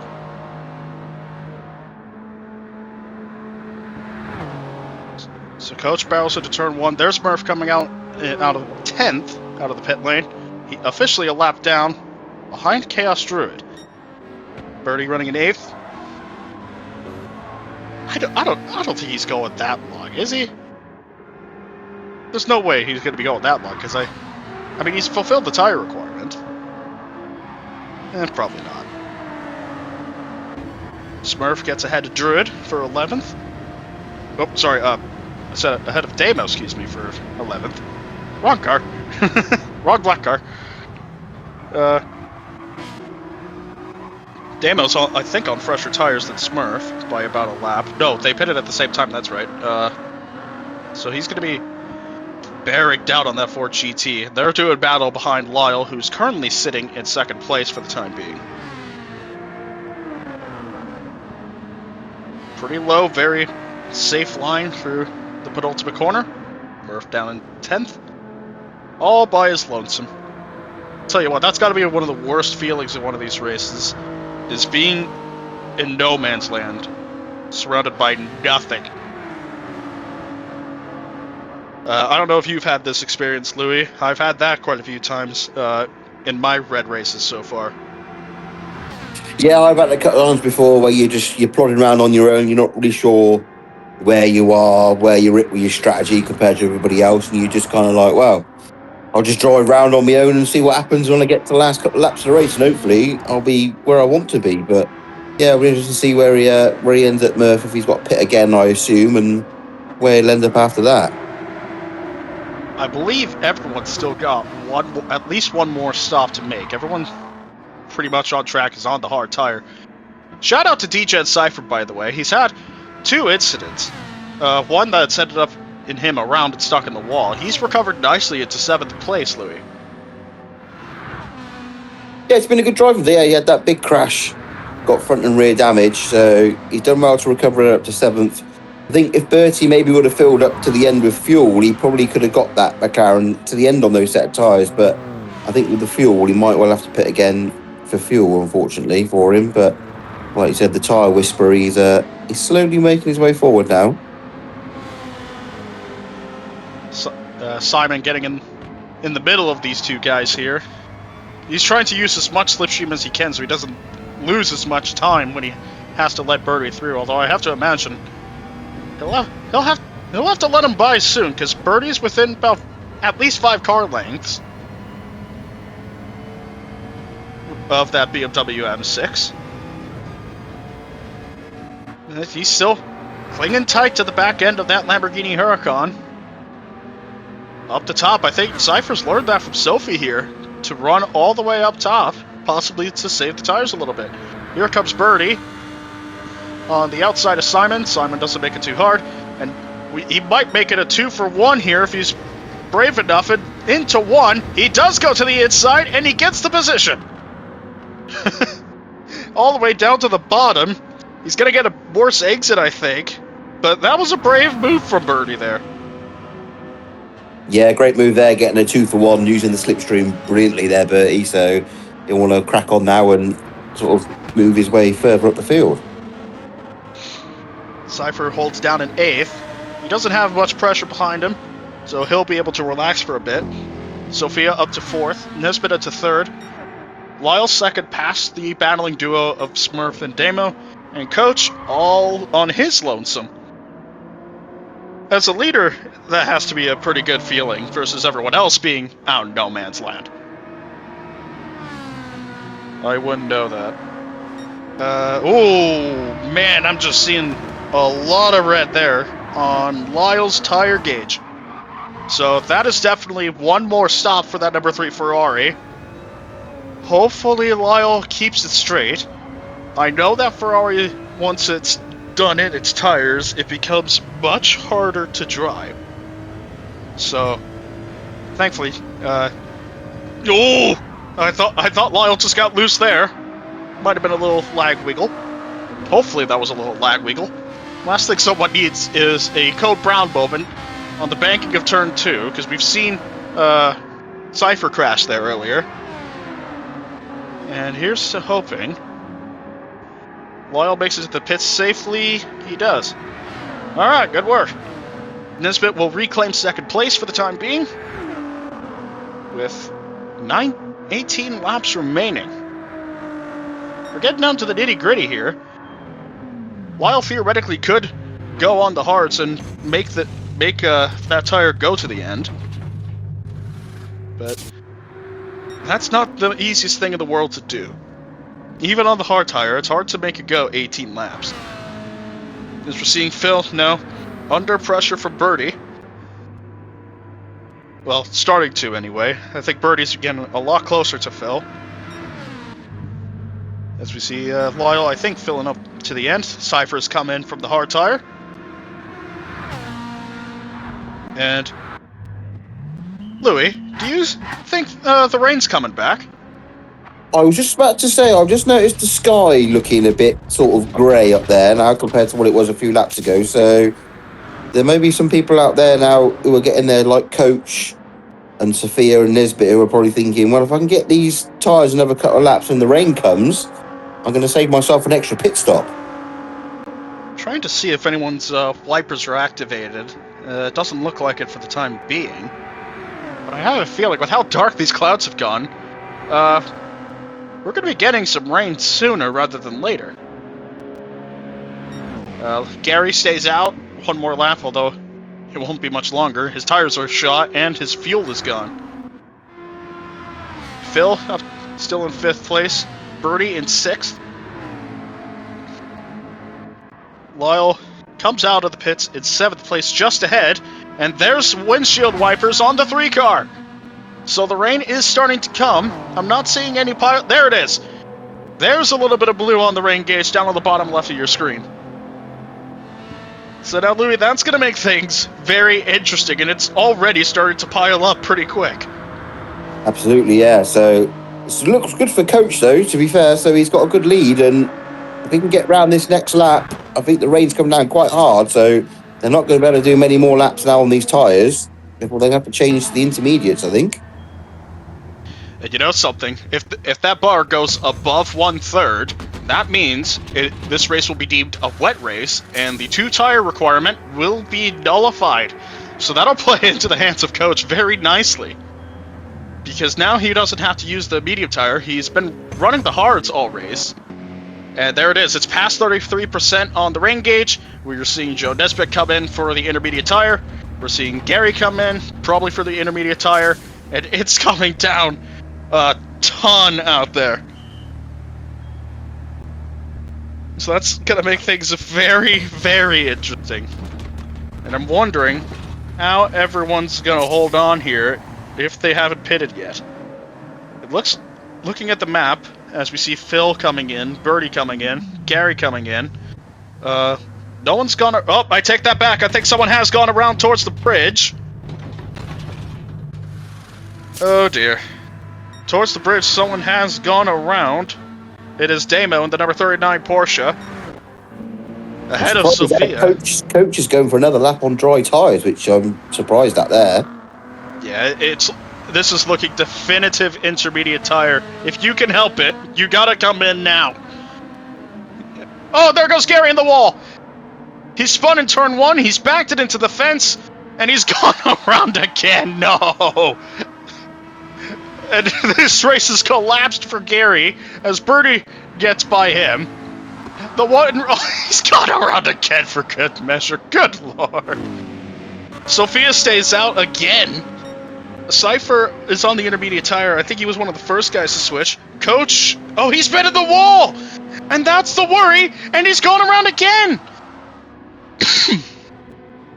He's gone around again! Oh dear, it was mentioned, we mentioned this at Rainbow Ring. Sophia loves these conditions. I don't think she likes these nearly as much when she's on the wrong tire. So these guys that are sticking it out on dry tires, are they waiting for a clearing? Or are they just trying to get as much as they can out of their tire before they have to pit? I just don't see why you'd stay out on the dry tire at this point. As we see Damo ahead of Nisbet, nearly colliding with Murph there. Murph gets the position while Damo lets him by. Coach, I think, is going to be coming in. Sophia along the wall. I can't even blame her this time because those tires cannot grip on that surface. Lyle stayed out on the hard tires as well. Coach has gone around to turn 1. That's a scary place to be. We saw Gary goes through him, and this will give Sophia the race lead. So Coach has no choice but to pit now. Sophia in the number 420 Mercedes, after everything that's happened in the first half of this race, she now resumes the lead of the race. How about that, Louis? Yeah, absolutely. Coach having a bit of a nightmare lap there, and Sophia's staying out again, which is brave, but she obviously feels she's got the grip still to keep going around on those hard tyres. So we'll see if she's just going to try and wait the rain out. And I think that's some of these guys' idea, staying out on the dry weather tire, like Lyle. We saw, although I think Lyle's gone around somewhere. Somewhere along the way, Lyle's gone around, because Birdie's ahead of them now. Although I think they were ahead of them after Birdie stayed out ahead of them. But Birdie's on the intermediates. The weather is starting... the water's starting to drop a little bit on the racing line, so maybe the rain has stopped. Yeah, the wipers are done, so I guess this was a little bit of a pocket cell. So I guess that's what Sophia and Coach were waiting for. Coach very slow out of the pit lane there. I think he did he take? Yeah, he's still on the slick tires. Brave man, brave man, staying out. While it's still that wet out here, it is drying up a little, but not nearly as much as the dry runners would want it to be dried up as. And that's all in the benefit of Joe Nesbitt in the number 84 GT. Birdie trying to resume the chase on Phil. Coach just waiting for it to dry up. Lyle's been in the wall. I think I did mention Lyle might have had a moment. Cypher is on the inners, trying to use every inch of the wet surface possible, because, yeah, there is a dry line starting to form, so this is going to work in the favor of Coach and Sophie here.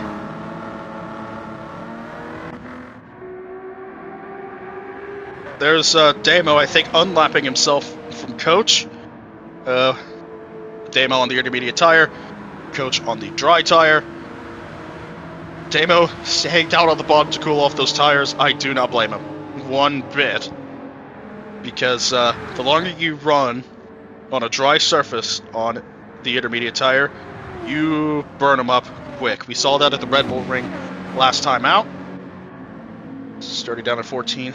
Oh, yep. I figured this was coming sooner or later. There's still enough wet weather for Joe Nesbitt to get ahead of Sophia, in that Ford GT. Not going to be easy fending her off, though, because now that wet line is there. Sophia's in the wall, though! I knew that was coming, because the high line's normally the faster lane, but the dry line's down on the bottom. So that, thankfully, no damage on that Mercedes, but now Sophia's going to have to work a little extra harder to get back at Nesbitt. But that just gives him all the more reason to run away as fast as he can before the track dries up again. This has turned out to be a very interesting strategy race, Louis. I was not anticipating this. No, it is going to be very interesting the last few laps. See if this, if it does dry up properly, then Sophia's going to become very quick the last few laps. So, I mean, she was already nearly 10 seconds a lap slower than Nisbet the last few laps there on the dries. So, yeah, it'll be interesting to see if Nisbet can keep those intermediates running to the end, or whether he's going to have to pit again if the track does dry out. Well, the sun's back out, so I think it'll be a matter of when rather than if we do have a dry line again. Lyle's come in to repair the nose on that car. So something's clearly not gone right for Lyle there at the last lap. And on the intermediate tire, I don't think that's the right strategy choice at this point, especially with the way the dry line is. Although the faster line is up top in turn 1, and that's still wet. Smurf's in from the inners. Not bad work from him. I wonder if he's going to be pitting for the dry tire. As we see Sophia trying to keep that car in a straight line. Nisbet, looking at his tires, a little red now. A little bit of red. But the faster lines are still covered in water. And we're seeing that with Sophia on the wet line. I don't think moving nearly as fast as she would be normally. Phil in third place, still running on the intermediates. Ahead of Birdie, just getting out of the tunnel. Coach at fifth. On the dry tire, this is working a lot better for him. So if he could stay down on the dry surfaces, that might work to his benefit here. Druid in sixth place on intermediates that have seen much better days, just ahead of DJ Cypher. That is a battle for sixth place. That Lambo bearing down on that Lexus. Be very interesting to see how this one unfolds. Whoa, Druid almost caught the wall there on the bridge. I don't know if you saw that, Louis. Just got so close to the end of it. Yes, thankfully didn't hit it. Running a brave line there. Cypher along the wall, trying to get that better exit. I think he did get a much better exit than Druid did. They might be side by side going into the final corner here. Cypher stays high for now on the wetter line. Druid tries taking up that space. They now both go to the bottom of the track. Cypher goes back up top. Druid, I think, is pitting. So he'll be getting... Nope. He stays out. He pulled the bluff on me. I think he was trying to bluff Cypher out. He bluffed me instead. So... the guys on Inners still toughing it out for the time being. We're within 10 to go. Murph's come in. I think he'll be switching off of the intermediate tire here. In that number 11 Toyota.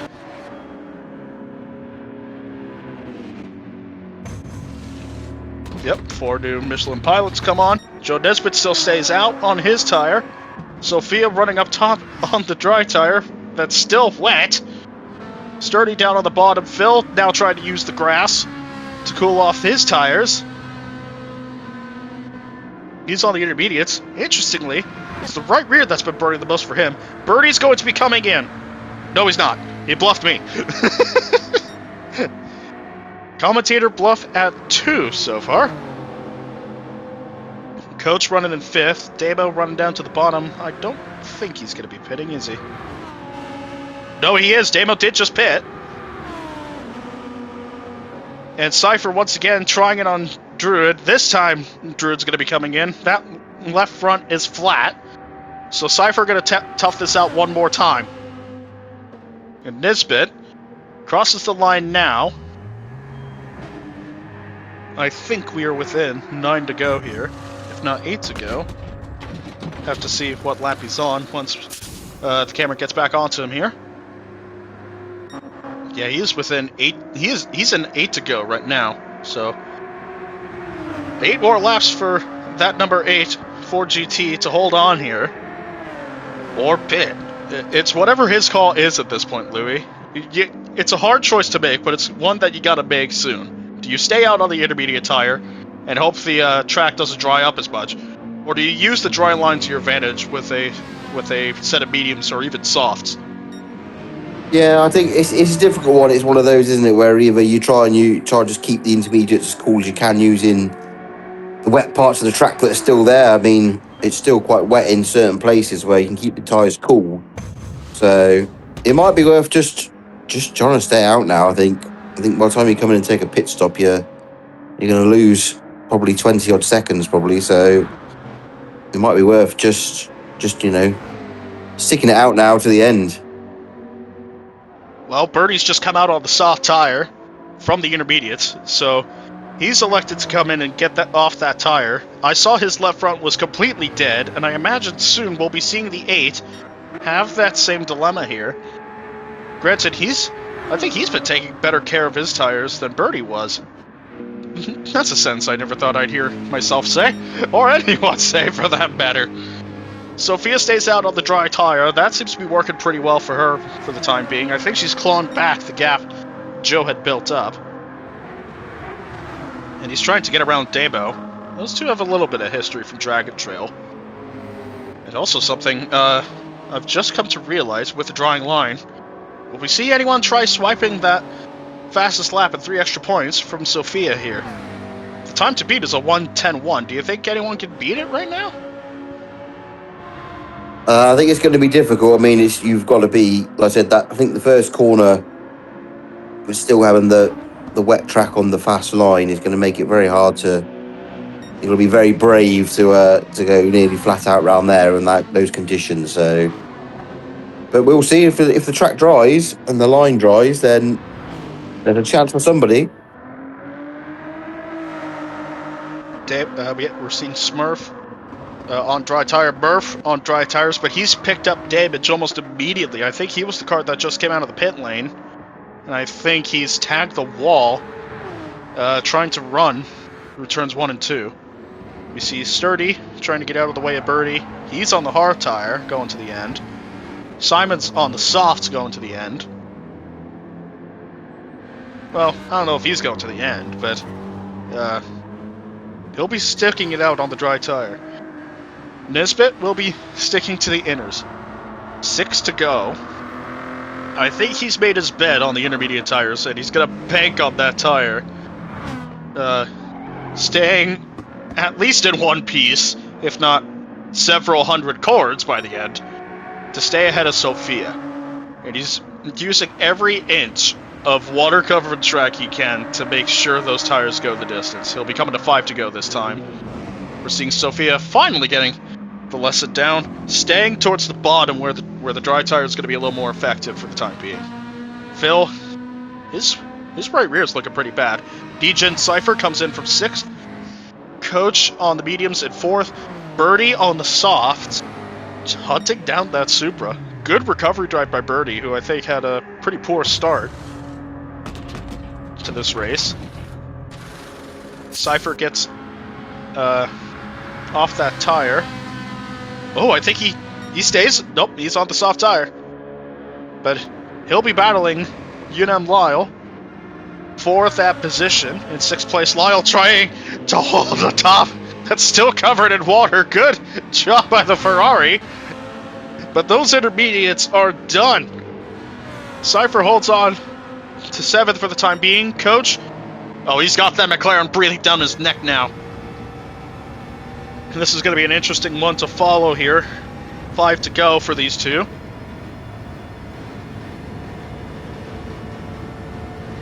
Right, Birdie's trying to bear down on that Supra, but that Supra just has that much better straight line compared to the McLaren 650. Coach runs down to the bottom, as does Birdie. Tell you what, that line is probably doing a number on the tires there. But I don't think Birdie particularly cares at this point. Someone who would, though, is the leader, Joe Nesbitt, who's, for all intents and purposes, running like his life depends on it. If he wants his first Nighthawk race win, he's got to hope either one last rain cell comes up, or his tires just hold on to the end. As we see Birdie now trying to get through the number 5 Supra down the inside. The McLaren is ahead of Coach. As we see Lyle come in, finally off that tire. The left rear is gone on that car. No fuel needed on that number 3.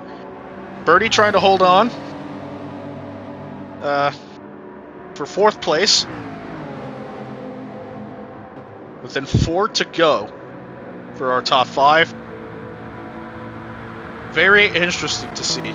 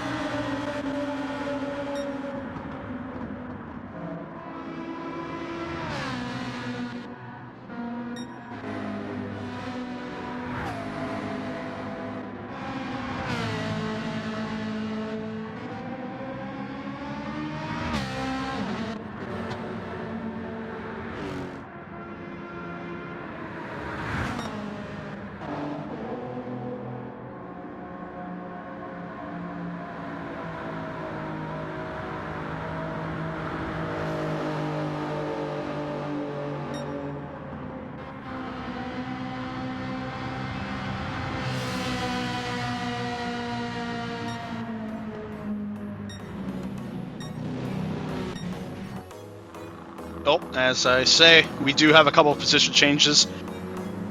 Coach in the number 5 Supra dropped to 5th for wall riding.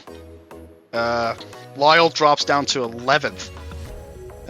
Also for wall riding. I said it early in the race. You got to be careful that the stewards are looking. They were going to be coming down this week, and they were not kidding. That drops down a couple of good cars from where they originally finished.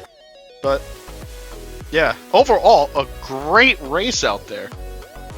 Now to the tricky question, Louis, driver of the day. Who do you think it was?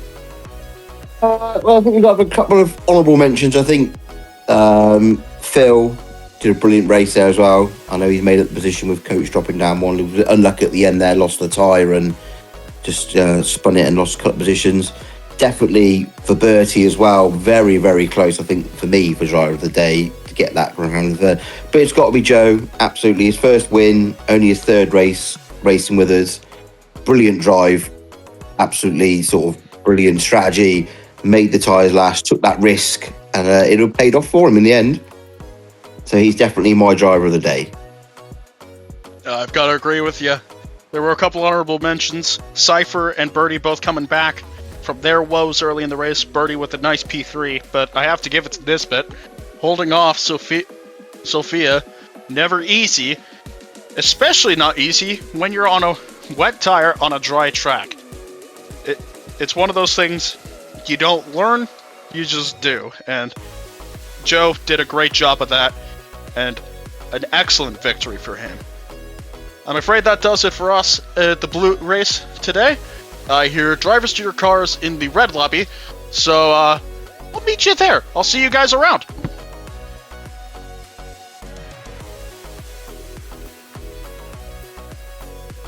So, the qualifying results from a high-speed ring, a track that you either love or you hate for the high-speed element. But in P1 we have Midnight and set the time on the mediums of a 1:09.2. What a lap time there, but not too far behind. We have our very own Pedro setting the time on the mediums as well with a 1:09.4. Not too far off of Midnight, and I'm sure Midnight would have kept an eye on the times, making sure no one stole that pole position lap from him. But in P3 we have McManley. Something about high speed ring, the Nighthawk admin team are on fire around here at the minute, but McManley setting the time on the mediums of 1:09.5. In P4 we then have Fodder in the Porsche with a set of mediums setting the time of a 1:09.7. And then we have Season 3 champion Katie Kai in the GTR setting a time on hard tyres, the first runner on hard tyres with a 1:09.8. In P6 we then have Sophie setting her time on the hard tyres as well with a 1:09.9. And then we have Season 4 champion Dark Lord also setting the time on the hard tyres. I'm sensing a theme here. He sets the time of a 1:10 flat. Yeah, well, there's definitely a theme there, Sarah, and those drivers 5th to 7th only 1.5 tenths apart. They're definitely going to be creating problems in this race for everyone else. But in P8 we have Giles or Giggles on those medium tyres with a 1:10.3. Then Mercedes going back to the hard tyre for himself on a 1:10.3. So keep an eye out for him going forwards.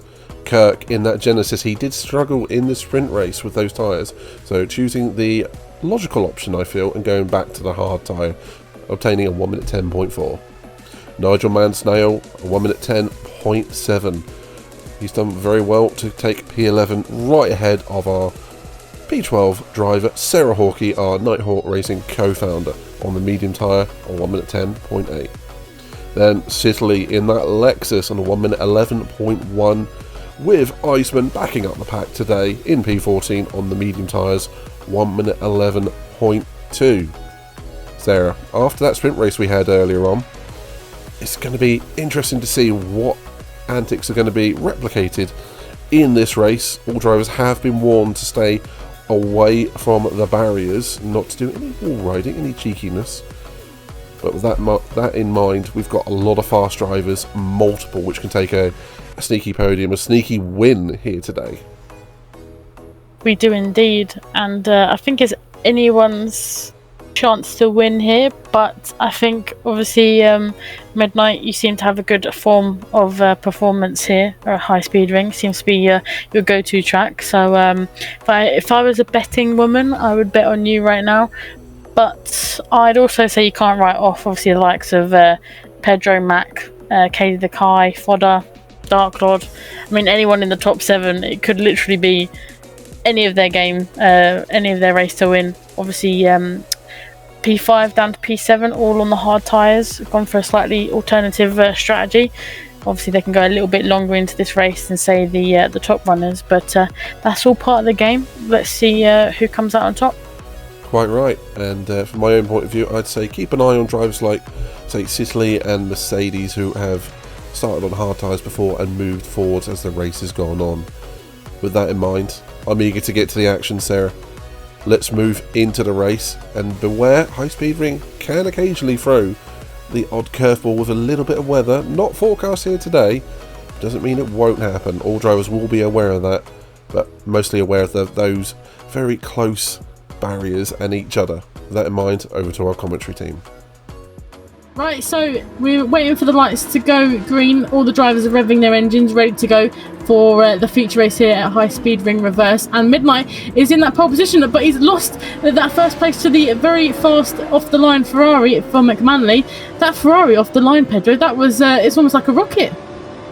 Yeah, unfortunately for Nigel behind, he fell to the back of the grid. I'm not really sure what happened there, as he's usually known for also getting pretty good starts, as you say. Maybe a potentially false start or a bit of technical difficulties. We shall probably find out after the race. But apart from that, everyone else is going side by side into this this section here coming out of the tunnel. And at the moment, McManley seems to have cut Midnight off into that first place. We have Dark Lord going side by side with KD the Kai, 2 champions fighting it out at the moment. We have Giles trying to worm his way through. There was a little gap, but he made that gap bigger by trying to force that Lamborghini between the 2 champions and forcing Dark Lord into the wall. I think Dark Lord will have some things to say about that for sure. Yeah, absolutely. Now he's lost a whole bunch of momentum as well, which is crucial around that corner. So depending on how Mercedes gets on going into the main straight, he might also lose out on that position. But we're all pretty bunched up, I'd say. That's one thing for sure. I saw all of the grid weaving from side to side. That was quite interesting, like a bit of a snake at the but at the back of this little pack here, we've got Kirk. I say the back, he's gone into the inside line looking to make a couple of moves here. He makes a move, and Sophia unfortunately Sophie has lost it, unfortunately, coming out of that turn 1/2, and so has Nigel as well in that Ferrari, has made a little bit of a mistake before the tunnel, but everyone else seems to be still fighting side by side, Kirk and Dark Lord included in that. But we've got Fodder, and somewhere McManley has lost that P1 to Midnight again. Yeah, into turn 1, I think probably Midnight just got the slipstream off of Mac, and we all know how good the Mclaren is in terms of the top end. I saw Kirk trying to go for a move on Dark Lord, but he's ended up going backwards, I think, as well. At the front, I think Fodder might try to look for a move on Mac. However, if I were them, I'd probably try to work together and maybe catch up to Midnight, which they seem to be doing, in fairness. And at the back we have Kirk trying to make a move on Sicily as well, and Iceman just behind Kirk. Like you said earlier, the drivers are quite bunched up at the moment. The 2 for Suit 2, the 2 for Suit 2 drivers in Sicily and Iceman getting caught on the barrier there. And unfortunately that does lose them, like you say, a little bit of momentum. But not too much momentum to Kirk. Those 3 seem to be joined at the hip at the moment. But having a little bit of a look further up, it looks like Fodder still in that P3 position for now, and Midnight trying to make an early break for it. But I don't know about you, Katie the Kai lurking there in 4th place. He'll be eager to make a few moves up if these guys in front make a mistake. Yeah, he's definitely being quite cautious, but trying to wait for the right moment where he can attack. And I think he might do that as we are speaking, Sarah. He's getting closer and closer to Fodder. Yeah, the 2 look like They're getting closer and closer, but will Katie the Kai give Fodder a bump draft, or will he go for that nice and early overtake? We shall see very shortly. He's getting closer. He's going to pull out. No, he's not going to pull out. He's going to keep behind Fodder for now. Wants that little bit of a more slipstream going on to this lap here. So it will be probably a move that he'll make maybe at the end of this lap. Oh, he might go for it, you know. Instead. Oh, talking about going for it, I thought McManley was going to go for a move on Midnight there. Got very close between those two. Close. These top four seem to be getting the job done at the moment. Giles in that P5 position. He's got Mercedes not too far behind. Again, Mercedes will be eager to make some moves up as well. But these four at the top still going in their respective positions at the moment. Still Midnight in that P1, Mac in P2, and Fodder in P3. Although Katie the Kai does look a little bit closer now to Fodder and the rear of that Porsche. He's given Fodder a little bit of a bump draft here to catch the two up in front. I think that was a bit of hazards from Fodder saying thank you to Katie the Kai, but will Katie the Kai give him another bump draft, or will he go for that overtake? Looks like he's going to give him another bump draft, which will make Fodder go a little bit closer to McManley here. So it's good to see these drivers working together, Pedro, because it's entertaining for us for sure. Yeah, obviously Kai trying to work a bit more strategically, just buying his time into making the overtake, but also making sure that with this, both him and Fodder can get closer to Midnight and Mac, but also create a bit of a gap behind, because Giles at the moment doesn't have slipstream from anyone. Yeah, he's kind of in a bit of a no man's land at the moment. It does look like Mercedes did get past Giles in that previous lap. And I was just having a little bit of a look behind as well. We've got Sidley has managed to get a little bit closer to Iceman here. And Kirk still in that P9 position at the moment. And Katie the Kai in that P7. Dark Lord in that P7 after that bit of a collision that he had with Giles on that opening lap. He's having to try his best to fight to the top of that grid again. But, joining the top four again. They're getting closer and closer this time. It looks like Katie the Kai has given Fodder a little bit of a bump draft. But also, he tried his best not to get too close to behind McManley here. But I'm enjoying this battle for the top four at the moment. And across the grid, everyone else seems to be kind of settling into the race at the moment. Yeah, obviously they're making sure that they don't get involved in any incidents, especially this early on into the race. As we've seen, unfortunately, any sort of incidents or even a mistake can be very costly around here. Just because of obviously the momentum you lose, and especially if, as we've been discussing that point, if you don't have the slipstream, you're also missing out on quite a lot of lap time. And yeah, they're all working very well within themselves, so obviously just try to isolate themselves from the other cars behind them, but also making sure that they stay all close to each other, and yeah, just take any chances that might come further into the race. Talking about chances, Dark Lord made that chance on Giles and has managed to overtake for that P6 position at the moment, but we know how fast the Lamborghini is. Looks like Giles is going to give Dark Lord a little bit of a bump draft here. Those two working together after their little bit of a first lap battle between the two. Oh no, Giles is facing very sideways, coming through turn one. Does lose a position to the other Lamborghini, and looks like he's going to lose a position to Kirk as well. Yeah, a bit unfortunate for Giles there, but... Oh, and we've had a move for that podium position. Well. Katie the Kai, sorry, has made a move on Fodder coming out of the tunnel and got into that P3 position, and looks like he's already on the back of that Ferrari in front of him. Yeah, it does certainly look like that, and yeah, just as we were discussing as well, just making sure that they are all, you know, close together to maybe profit off of someone's mistake, and yeah, just very well played from all of the top four so far in terms of this battle. And I think I might try to go for a move soon on Mac, because it seems to have a little bit more speed.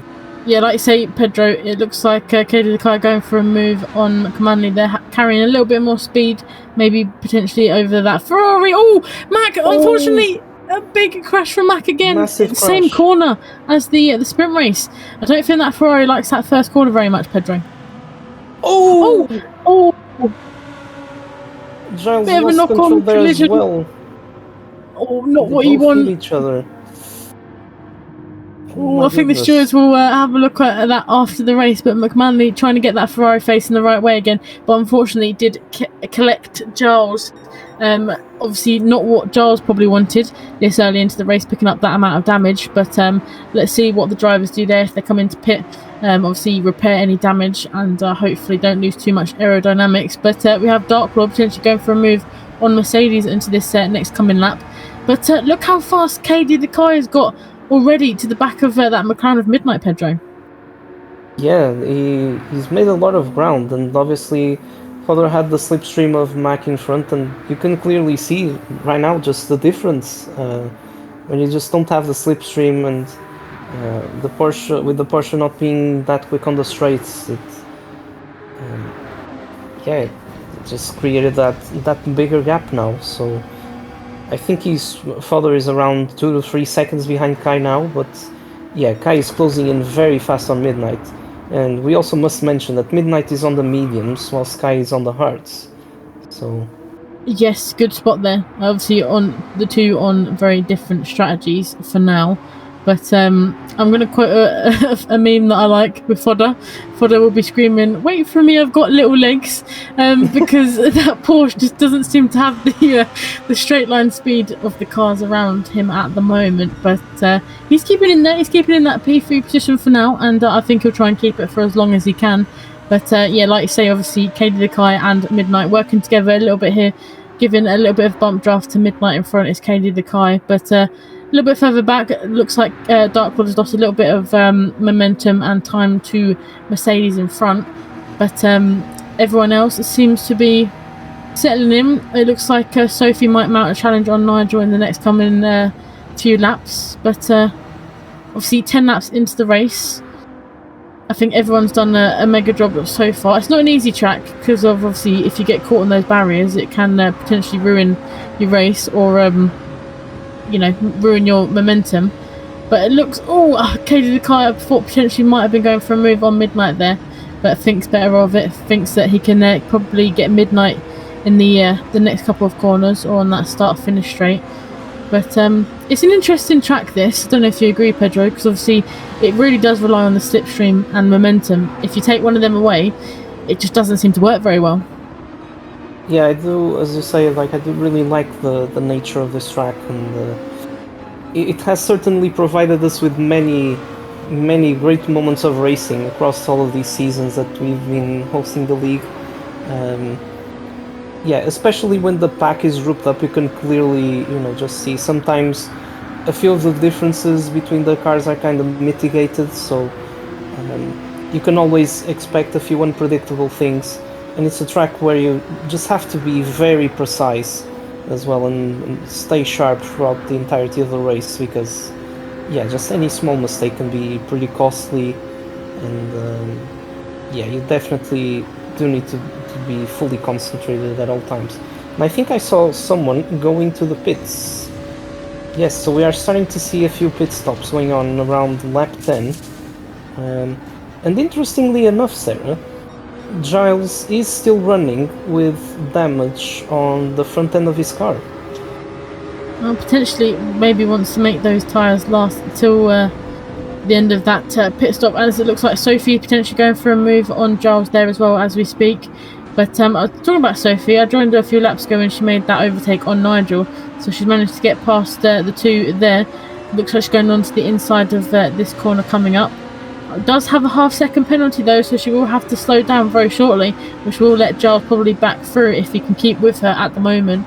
But it's good to see Sophie making a couple of moves, obviously after that first lap incident that she had. But the two look like they're going side by side through there with the momentum of the penalty. It looks like Giles has managed to get in front of Sophie here, but like I said earlier, if Obviously, if you can make the overtake stick once, she can definitely make it stick again.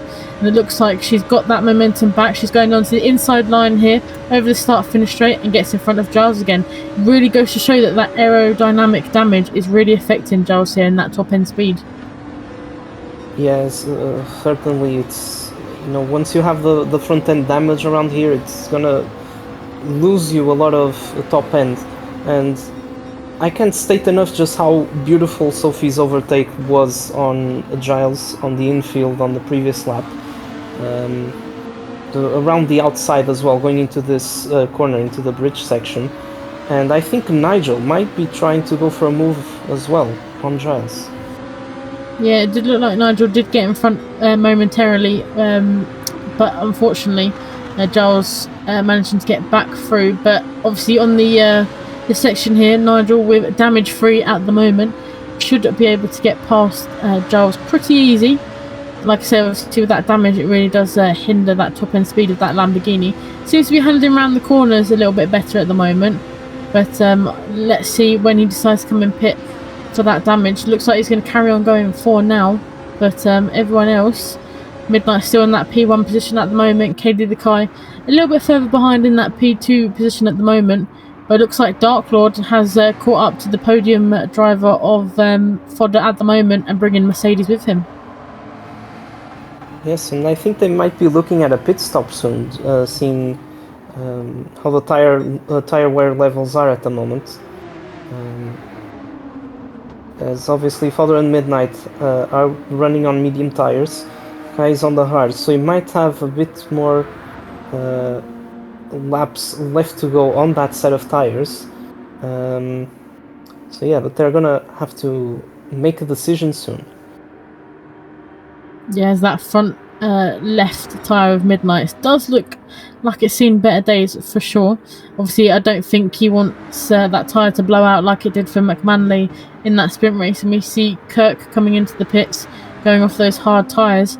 A track like this, obviously, the hards and the mediums, they're not that too different around here. Obviously, it's very high tyre wear track, so I think all the drivers feeling that pain a little bit here, as we see Katie the Kai and Midnight going side by side just before the bridge section here. It did look like Katie the Kai got a little bit sideways coming out of that corner, losing a little bit of momentum to Midnight, who's managed to make that switch back into that P1 position at the moment before the tight right-hander that we've got here. And it looks like I thought Midnight was gonna hit I think he just maybe hit the wall slightly, saw maybe a few sparks flying, but just goes to show that the driver's getting very close to that wall there. Yeah, around a lap like this, when your tires are already that worn, it's yeah. Just I think Midnight's going to come into the pits because he's been hugging that right-hand side quite a bit. Yeah, it was going to uncharacteristically. Yeah, I was going to say uncharacteristically, he was hugging that right-hand side a lot. So I thought he was kind of aiming into the pits. And joining him is Fodder as well. Obviously, like you spotted earlier, the two medium drivers saying enough is enough. Time to go on some new tyres. But that does promote Katie the Kite into that P1 position, Dark Lord into P2, and Mercedes into that P3 position at the moment. Yeah, and Dark Lord looking very good on tyres so far. City looked like he was doing a little bit of grass cutting there. Half of his car was on the grass.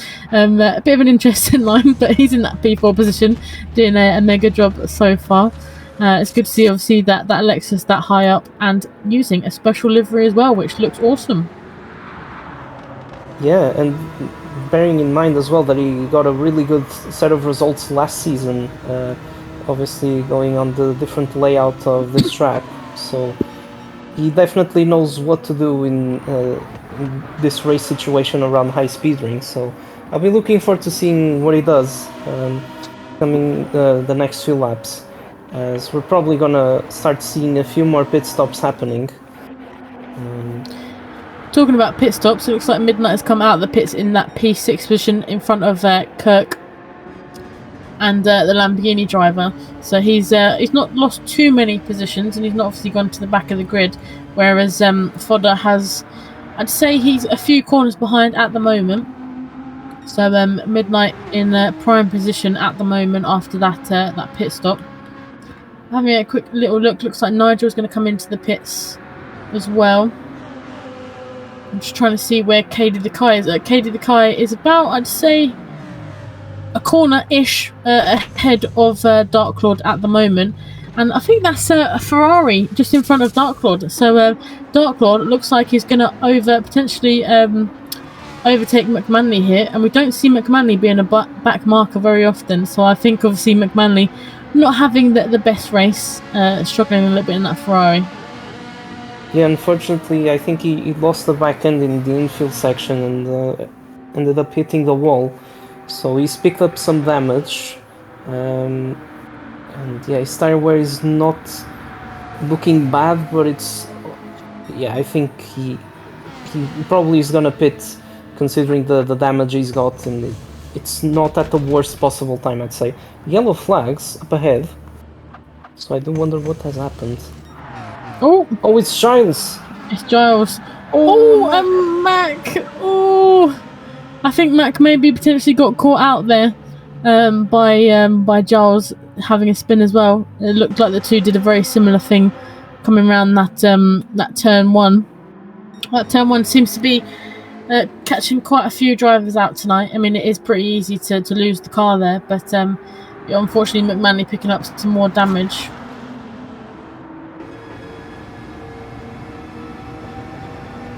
Well, and KD the car coming out of the pits in that P2 position, Midnight in that P3.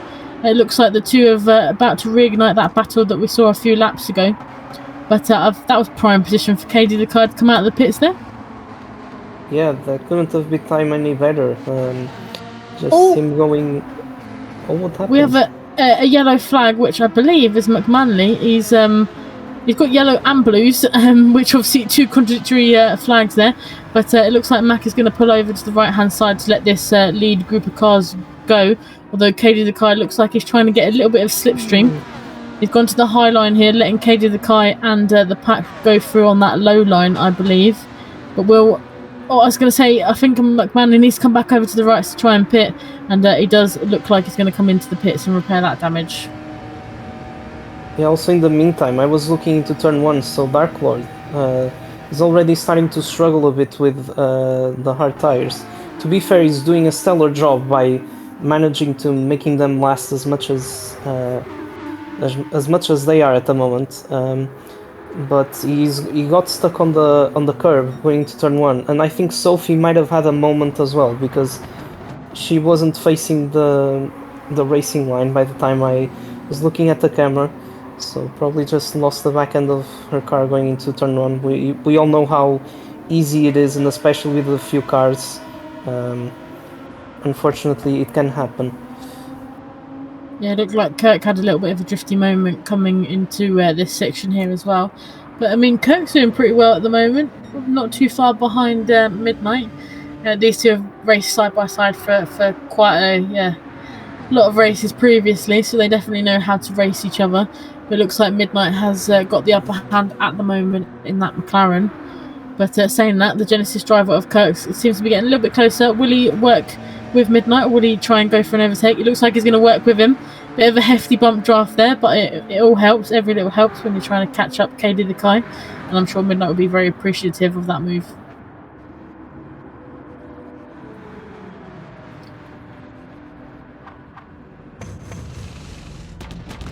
As we see the Lamborghini driver coming in with some rear end damage. Don't know how that happened, no comment.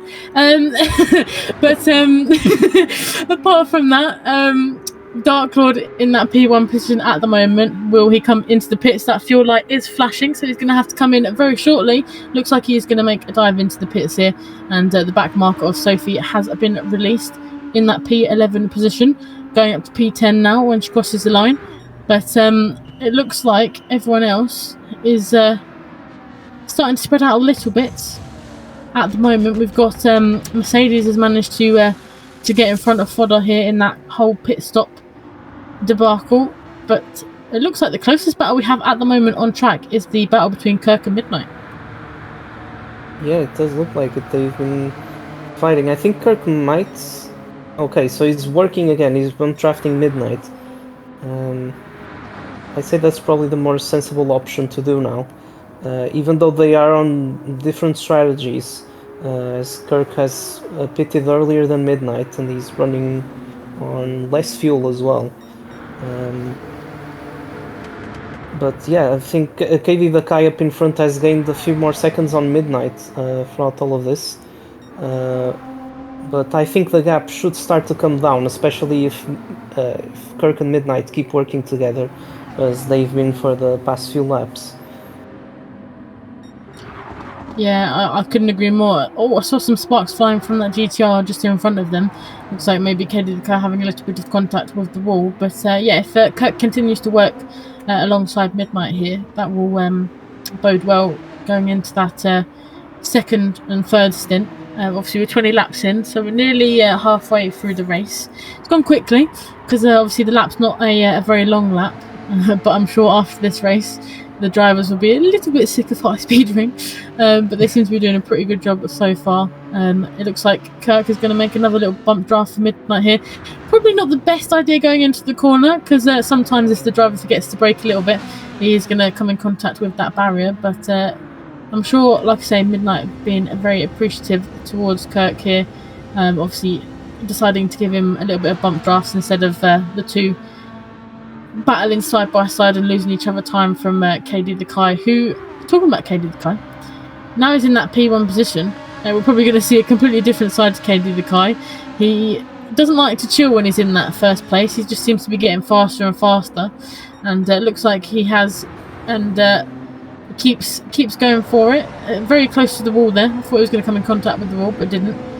But having a little bit of a look throughout the grid, we've got Iceman and Nigel not too far apart from each other at the moment. And Giles still in that P12 position. And looks like McManley is obviously coming to the pits, repair that damage. He's still in 13th place. We don't normally see Mac this far back. He's about. He looked like he was going to try and make a move on the Lamborghini driver, but had a little bit of a funny moment coming out of the tunnels there. Very unfortunate, but we do see Giles. Unfortunate! Another moment for Mac there. That Ferrari's just not being very nice to him today. Yeah, that back end just keeps snapping. It's definitely not a good car to drive around here, and unfortunately for Mac. And yeah, I definitely say that obviously a result like this won't erase all the good moments he's had, but it certainly won't be a race that he'll like to remember. I think we all have those races from time to time when nothing seems to be going your way, but we all know how fast McManley really is, and yes. Like sometimes the cars just don't like the tracks, and I think the Ferrari is one of them. Talking about the other Ferrari though of Nigel, he did make that move done on Iceman. Getting a little bit caught on the barrier there, losing a little bit of momentum, but Nigel into that P8 position at the moment. Sicily having a good race in P7 at the moment. Seems to have stayed out of most of the trouble, and that's always the best place to be, staying out of trouble. But that battle for P2 is still going on at the moment. Kirk just biding his time, helping his fellow driver out of Midnight. But like I say, that Katie the Kai, he just seems to be on a whole other level at the moment, trying to etch out that gap from himself and Midnight. Everyone else got a fair distance between any other drivers, so I think, Pedro, unfortunately we have lost a driver, and I think that driver is McManley. Yes, you are right, sir. I think he just went into the pits and retired from the race. I feel bad for Mac, because we all know how good he is, as you were just discussing a few minutes ago, and just this race, it seemed like nothing was really going his way, and yeah, hopefully he'll come back for the upcoming races stronger and having taking a few lessons from what happened here, and hopefully finish the season on a do the remaining races of the season on a high note. But I was also meaning to discuss the fact that Katie the Kai, I mean, we all know how quick he is. I don't think we could talk about this for hours and hours without end, but the fact that he's been without slipstream of any cars in front, yet he's almost lapping a second quicker than both Midnight and Kirk right behind him is very impressive. I don't know what fuel he's putting in that car, but I think it's rocket fuel. I think we'll have to do some testing after this race and see what fuel he's got in that GTR. Williams BMW in F1 a few years back. Maybe he's doing that, Maybe we shall see after the race. We'll have to kind of send Sneaky Stewart his way and being like, what fuel do you put in that? But like you say, when he gets in that clear air, he just seems to keep his foot all the way down to the floor and keep going faster and faster each time. Although at the moment McManley is the driver that holds that fastest lap, but I can see towards the end I think someone will try and steal that fastest lap. Obviously points are on the board for that fastest lap. It's Italy going again for that grass cutting line coming over the finish line. A very maybe a tactic to maybe throw off the drivers behind him, send a little bit of dirt their way. But yeah, probably not the most ideal line, but it seems to be working for Italy at the moment. Having a little look. Midnight getting very close to that barrier there. I'm a bit scared because I don't. He got very close. I mean, all the drivers are getting pretty close, but it's that barrier you don't want to get caught on there because, especially on that AstroTurf, it's not the driver's best friend, shall we say. It likes to make the car a little bit unpredictable. But Giles still in that P12 position, trying to catch up fellow Lamborghini driver, but obviously getting caught out in a few incidents. Probably has not put him in the best position for the race, but it's good to see him still going. Obviously lap 26 of the race, just about coming up to halfway into the race, which again, like I said earlier, it's gone pretty quickly. And this battle for P2 is still there. Oh, we have a look across the grid, but that P2 position is currently the battle to watch between the two drivers. I think this is a battle that's going to keep on going until they need to pit. And talking about obviously needing to pit, those tyres of Coach Kirk. Sorry, I'm getting all the K's and the Kirks and everything muddled up. But Kirk's tyres do look like they are in a little bit of worse shape compared to Midnight's. Yeah, definitely. With Kirk having pitted sooner, I think he might have to pit maybe at the end of this lap, because his front left is not looking too good, and also he doesn't have that much fuel. So yeah, definitely both of them on different strategies. It was good to see them obviously working together throughout this time where both their stints were overlapping. But yeah, KD the Kai up ahead is just stretching out his distance from Midnight even more. It's probably gone to around 8 seconds. It's incredible to see just how relentless he's been throughout this whole race. Yeah, couldn't agree more with that.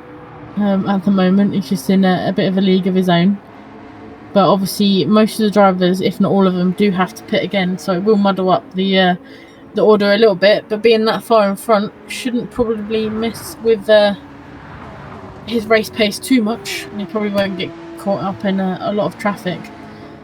But it looks like Kirk is going to go round 4, another lap, tucking in behind that McLaren. He's trying to probably do a bit of fuel saving here by staying in the slipstream of Midnight. Although he will have to come into the pits very shortly because that fuel light is flashing on that Genesis. And it looks like you can kind of already tell he's lost a little bit of momentum and time to Midnight because they were glued together the last couple of laps. But Midnight seems to be pulling away just that little bit more now.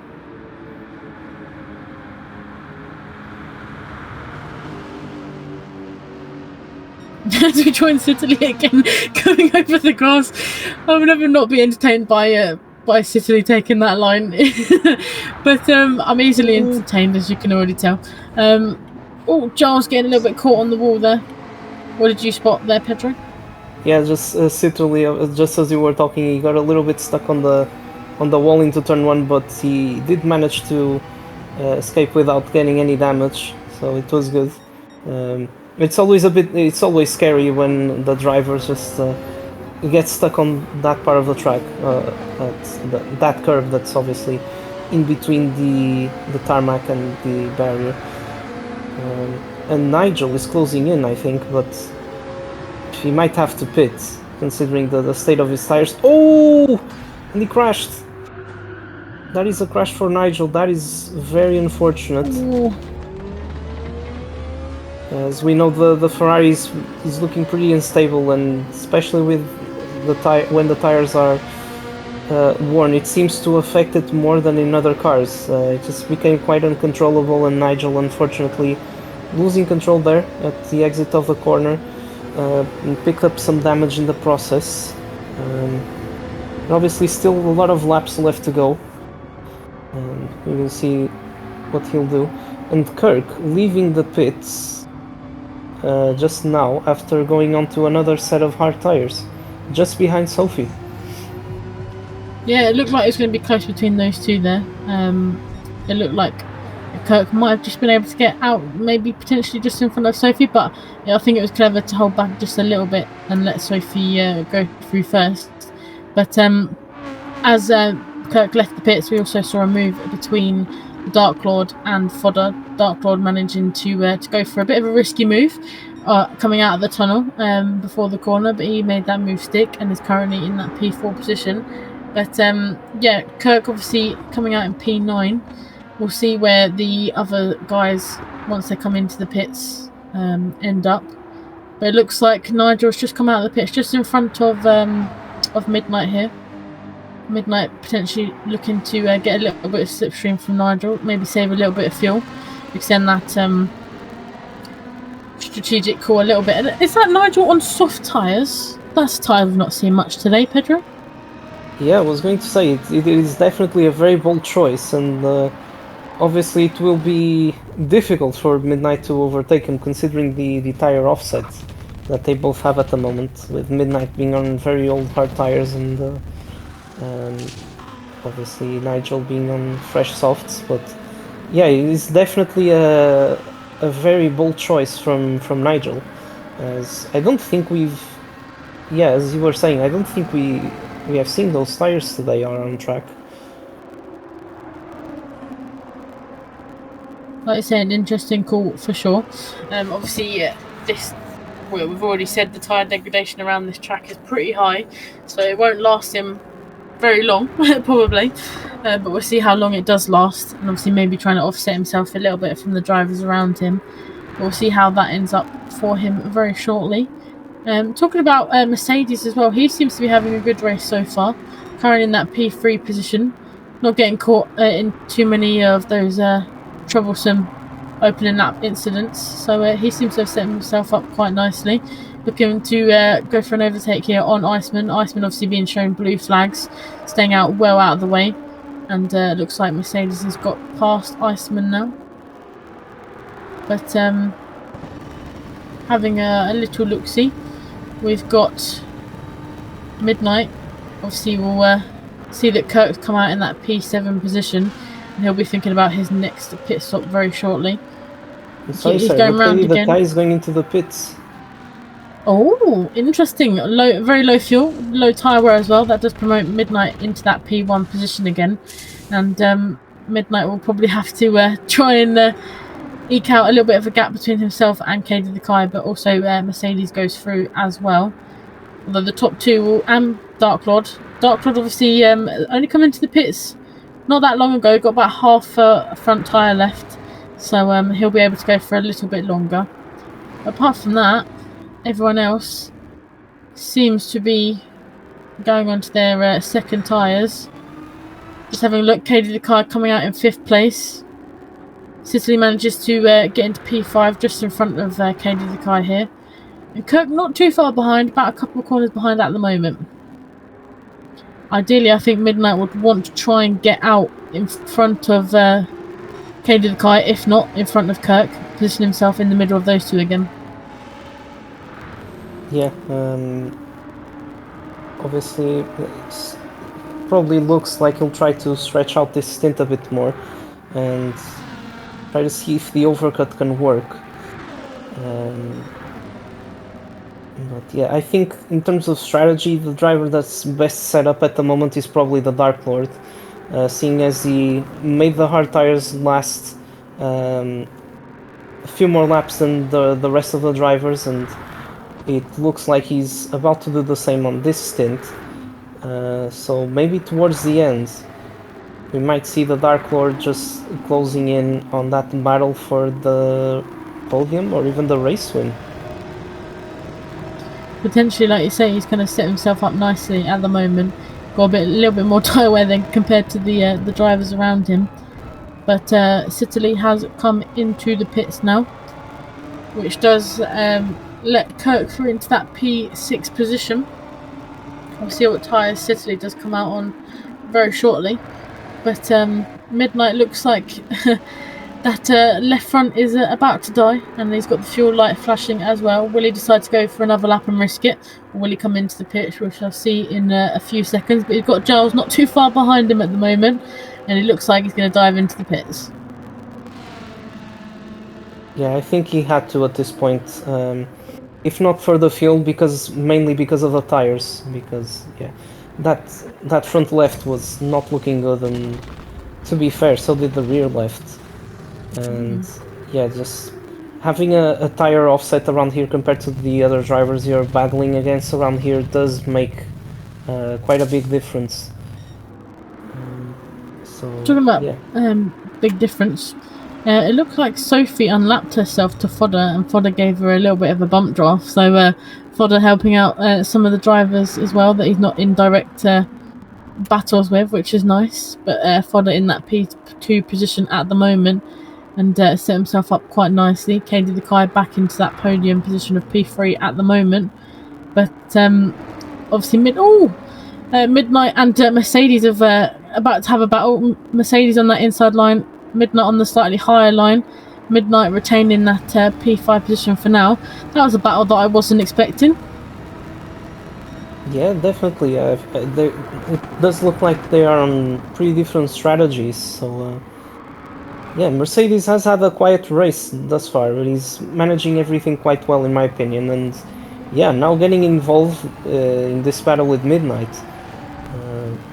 Well, maybe Midnight just has a bit of an unexpected battle here, which hopefully doesn't lose him a lot of time. I mean, towards the end of the race, because yeah, he was looking quite good, quite very assured race, maybe to fight for the podium. But now with battling with Mercedes, it could definitely change everything. Yeah, as we've seen Mercedes pull out a little bit in front of Midnight here. Midnight giving him a little bit of a bump draft. A little bit of a helping hand coming over the start-finish line there. And Mercedes getting very close to that barrier. Like I say, obviously these two, they'll be battling hard for that podium position. But obviously the drivers in front of them, they might have to pit again. If not, obviously they'll try their best to kind of catch them up as soon as they can. I mean, Dark Lord definitely have to pit again. But obviously as well, KD the Kai not coming into the pits, only a few laps to go. He's already that front left, you can see it's starting to wear, so it's going to be close between these four drivers for sure. And the rest of the pack at the moment seems to be settling down. Fodder in that P7 position at the moment. Iceman and Sitterly reuniting again. The two drivers seem to have some good battles between the two of them, and although cutting them down the middle at the moment is that Dark Lord separating the two drivers. Dark Lord eager to get past the two drivers, obviously being shown blue flags. He wants to extend his stint as much as he can before having to come into the pits. Iceman looking like he's going to make a move. He's on that inside line. Inside line is not the ideal line around here though, Pedro. Yeah, I think unless you're in wet weather conditions, you probably want to avoid using that line, but obviously when you're going side by side, one of the drivers will probably have to,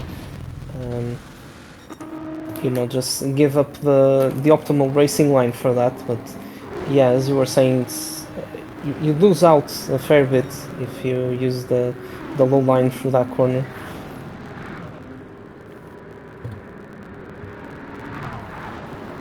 Oh, Dark Lord! Oh, No! Dark Lord with Oh, a it mistake looked there. like Citily potentially helped Dark Lord stay pointing in the right direction. So I don't know about you, but I think Dark Lord will definitely have to thank Citily after the race for that, because that could have ended so badly. Yeah, and Dark Lord just having a similar moment to what he had on the first stint. Just going a little bit to just placing his wheels on top of that curb that's in between the barrier and the track, and could have been a lot more costly, as you were saying, sir. I think he'll probably try to stretch. Well, if his first stint is anything to go by, he'll probably try to go on to lap 40 on these tires.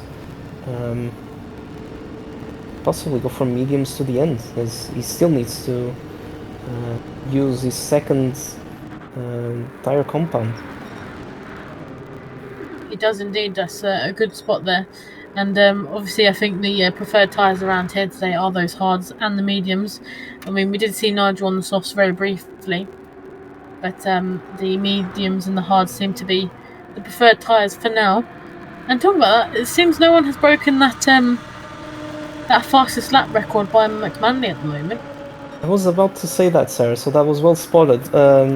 I think one of the drivers that was the closest to it was Katie Dakai on his previous stint, having got 1 minute 9.7, if I'm not mistaken. So maybe on this last stint, with some of the drivers going on, you know, just fresher tires, lower just fuel load, might be able to beat it. We shall see. Obviously, like I said earlier, points are on the board for the fastest lap. So I'm sure and I'm eager. Some of the drivers will want those extra points for sure. But it looks like Citily is actually getting up very close to Dark Lord there. Dark Lord has pulled over to the right hand side. He's going to make a dive into the pits. We'll see where that brings him out. But looks like Sophie also has managed to get into that P8 position in front of Iceman. Well, Dark Lord has pitted, sir. Yes, I was just saying that that the Dark Lord has dived into the pits. It looked like Citily was trying to get onto the top of Dark Lord and just about managed to do it before Dark Lord had to come into the pits. But I was having a quick little look across the pack as well. It looks like Sophie might be mounting a challenge on Citily in the next few corners or next lap or so. And somewhere, Sophie did manage to overtake Iceman as well. Yeah, and I realized that Iceman picked up some damage on the front end, so on his front bumper and left front suspension. So I wonder if he's probably hit the barrier somewhere, maybe towards turn 1. But yeah, unfortunate for Iceman, and I still think he's doing a pretty decent race so far. But yeah, this battle between Sophie and Citily is gonna be interesting, because obviously Sophie is running on less fuel, but her tires are a bit more worn. I think she might go for the move here, Sarah.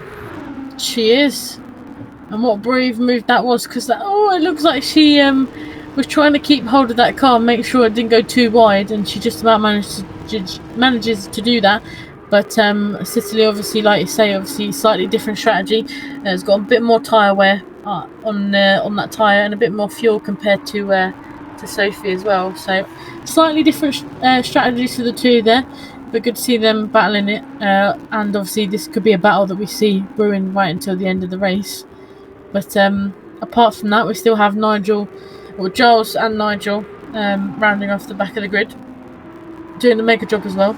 I think everyone's doing a pretty good job around here, because like I said earlier, it's not one of those tracks that a lot of people find easy, because especially these banked corners, you want to drive the car a certain way, and you just kind of have to send it around some of these corners, and that's what the drivers are doing for sure around here.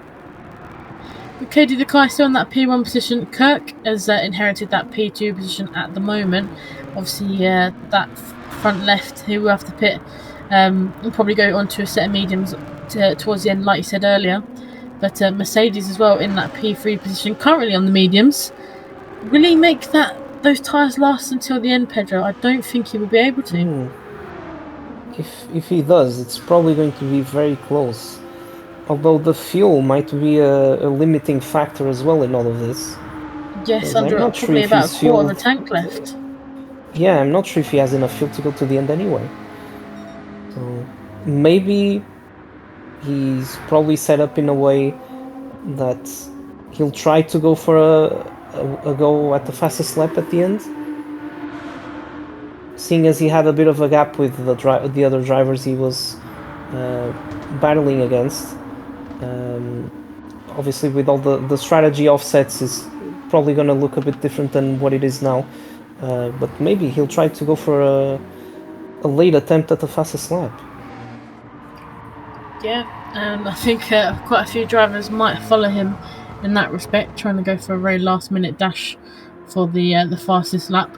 Obviously, if you joined us last week for the Red Bull ring, the blue lobby, we had Sophia and Kirk trying to battle it out for the fastest lap right at the end. That was quite a heated battle between those two. So you might see that happen again here with quite a few of the drivers in the last couple of laps trying to go for that one lap dash to get him some extra points on the board. But currently, we've got the fastest lap is being held by McManley, who obviously, unfortunately, did retire a little bit earlier from the race. And like I said earlier, that Ferrari still being a bit of a handful for Nigel as well. Like I say, especially when it goes to that low tyre. Well, obviously the low tyre wear on this car just seems to be a beast of a car to handle, and not a very good one at that. Yeah, and the R8 as well, as we've seen with Sophie, does seem to be a car that struggles a bit through here, especially with high tire wear. There are a few cars on which you can basically just go around it a little bit, but others, like these ones, are just pretty much uncontrollable at times.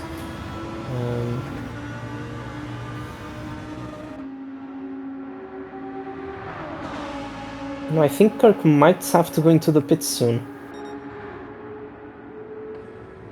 Yeah, I was just having a little look at that. That fuel is very, very low, as well as that front left tyre. They're both probably screaming at him right now to come into the pits, but he goes, nope, I'm going to go around for another lap. And I was just having a look at the Dark Lord as well. You can just about see him in the back of that shot there with Midnight. Obviously, the two McLaren drivers potentially are going to get a little bit close to each other come the end of the race. The Dark Lord on the mediums, Midnight on the hards. Is Midnight going to try and go to the end on those hards and that fuel, Pedro? Would you, if you were a betting man, what would you say? Yeah, I'd probably back him up to the end. However, we do know that Midnight sometimes likes to go a bit bold and for an unexpected event, so don't completely discard the possibility of him making a late pit stop to try and get the fastest lap as well, which by the looks of it, I think our Dark Lord has been the one that's got closest to taking away the fastest lap away from Mac. And as we were saying as well, Kirk is into the pits, so is Mercedes. Interesting. We'll see obviously where that drops them. It shouldn't drop him too many places, but yeah, obviously both drivers will be trying to fight for the podium spot if they can. It's going to be hard, but I'm sure those drivers will try their bestest. We've got about 9 or 10 laps left to go, so it's all still to play for here. Got a little bit of a battle brewing between the Genesis driver of Iceman and the Lamborghini driver of Giles on this lap here. Iceman going onto the outside line, Giles defending that inside line through the tunnel. It looks like Giles is keeping to that apex on the right hand side. Iceman keeping to the left hand side. Oh, Giles forcing Iceman onto the grass a little bit there. Yeah, running him out of road there, like you say, and unfortunately, it looks like Iceman having a little bit of a screwy moment coming out of that corner. A little bit of grass. Both on the brakes. Giles braking a little bit later than Iceman there. Very brave on the brakes was Giles, and that move on the brakes has seen him get into that P10 position and keep it for the moment. But this is a good battle between these two, and I'm sure it will heat up again towards that first corner. Yes, because it looks like Giles has taken a very peculiar line there. Took a lot of curbing, whereas Iceman went for that higher line. It looks like that's helped his momentum. He might be going to go for a challenge here on that outside line, just where he wants to place the car, braking a little bit later. Although he does get caught on the barrier, and that's going to lose him quite a lot of momentum. The right line, but just not the right execution there for Iceman. He got on the barrier, and it lost a little bit of momentum to Giles. Yeah, and up in front as well, I was about to mention. So Sarah was also gained a few seconds on Sophie, because Sophie did exactly the same. Even if they aren't as close as obviously Giles and Iceman are at the moment, Sophie got stuck on the barrier, and she might have to pit soon. But she also got stuck on the barrier and lost a bit of time and momentum to Sarah behind. I think has been doing a bit of a quiet race as well. Had to deal with a few moments of her own in terms of damage, but I think she's been managing everything very well. As you say, some people might think it looks like an easy track, but once you're there, you'll definitely feel like a lot. Just the pressure of knowing that you have to be very precise with everything you're doing with the car, and just having to be fully focused throughout the entirety of the lap. Around here, it's not easy. No, I could definitely back you up there, because especially around some of these corners with the camber of the track as well, your brain tells you one thing, but the car wants you to do completely opposite. Obviously, around these curved corners, you really want to kind of be careful, but the nature of this track just wants you to keep pushing and pushing and getting closer and closer to those walls for a little bit more speed. And those drivers have got very close to the wall. Some obviously attaching themselves to the wall. And talking about attaching, we look like the pit crew of Katie the Kais are attaching a new set of rubber to his GTR for this final stint. Will that promote Midnight into that P1 position? Is it a splash and dash for Katie the Kai? We shall see. Is he going to try and go on those soft tyres and go for that fastest lap? It's probably his best chance to go for it now. He's on the mediums, so it doesn't feel like the softs are going to give him that speed. And obviously we've only got about... Dark Lord! Oh!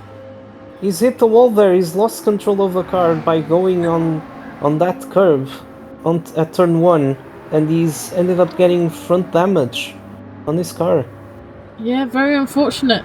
Not what the Dark Lord wanted there, obviously, especially with the very menacing GTR of Katie the Kai coming out of the pits right behind him. Probably the worst time for that to happen for him. But maybe, you know, Dark Lord, obviously letting Katie the Kai through here. Maybe that's given the incentive to Dark Lord to go into that pits, maybe put on a fresh set of soft tyres and go for that fastest lap, try and get some more points on the board. But we shall see it very shortly. We have a little bit of a battle brewing between Mercedes and Kirk, which looks like that's about to heat up between the two. Those drivers have got closer and closer to each other the last couple of laps. And they're not far behind from further, you know. So with them also having a tyre advantage, these last few laps are going to be interesting. Which they are indeed. And also, just sorry to interrupt you there, but Mercedes finally took away the fastest lap from Mac. Oh, wait, Dark Lord is in the pits. He is in the pits. The pit crew aren't moving, they're not though. doing anything. Is this a retirement for our Season 4 champion of Dark Lord? We've only got 5 laps left to go. The pit crew are not doing anything. They're waiting for their orders, but no orders are given as yet. I think that might be a retirement, Pedro. Yeah, I think it's a bit of an odd decision from Dark Lord. Yeah, I maybe thought maybe soft tyres, maybe go for that fastest lap, try and win back some of those points after that little bit of an accident. But No, it looks like it is a retirement because no fuel, no extra tyres, and you can just see him tumbling through the grid, unfortunately. Yeah, that is very unfortunate. Obviously, I thought that, as you said, maybe he pitted and do exactly what he said of possibly trying to go for the fastest lap.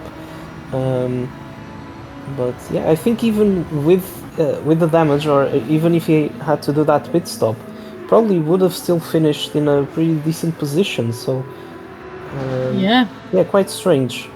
However, he might still go out maybe further more into the race and still go for it. But yeah, having lost all of those positions, it's definitely it's a shame to see, because I think he could have still got some pretty good points. sometimes the frustration does cloud your judgment and your vision a little bit, and maybe obviously getting a little bit frustrated after that incident. But talking about positions, we have had a slightly change of position for that P4. Mercedes in the GTR. Not confusing at all to say that.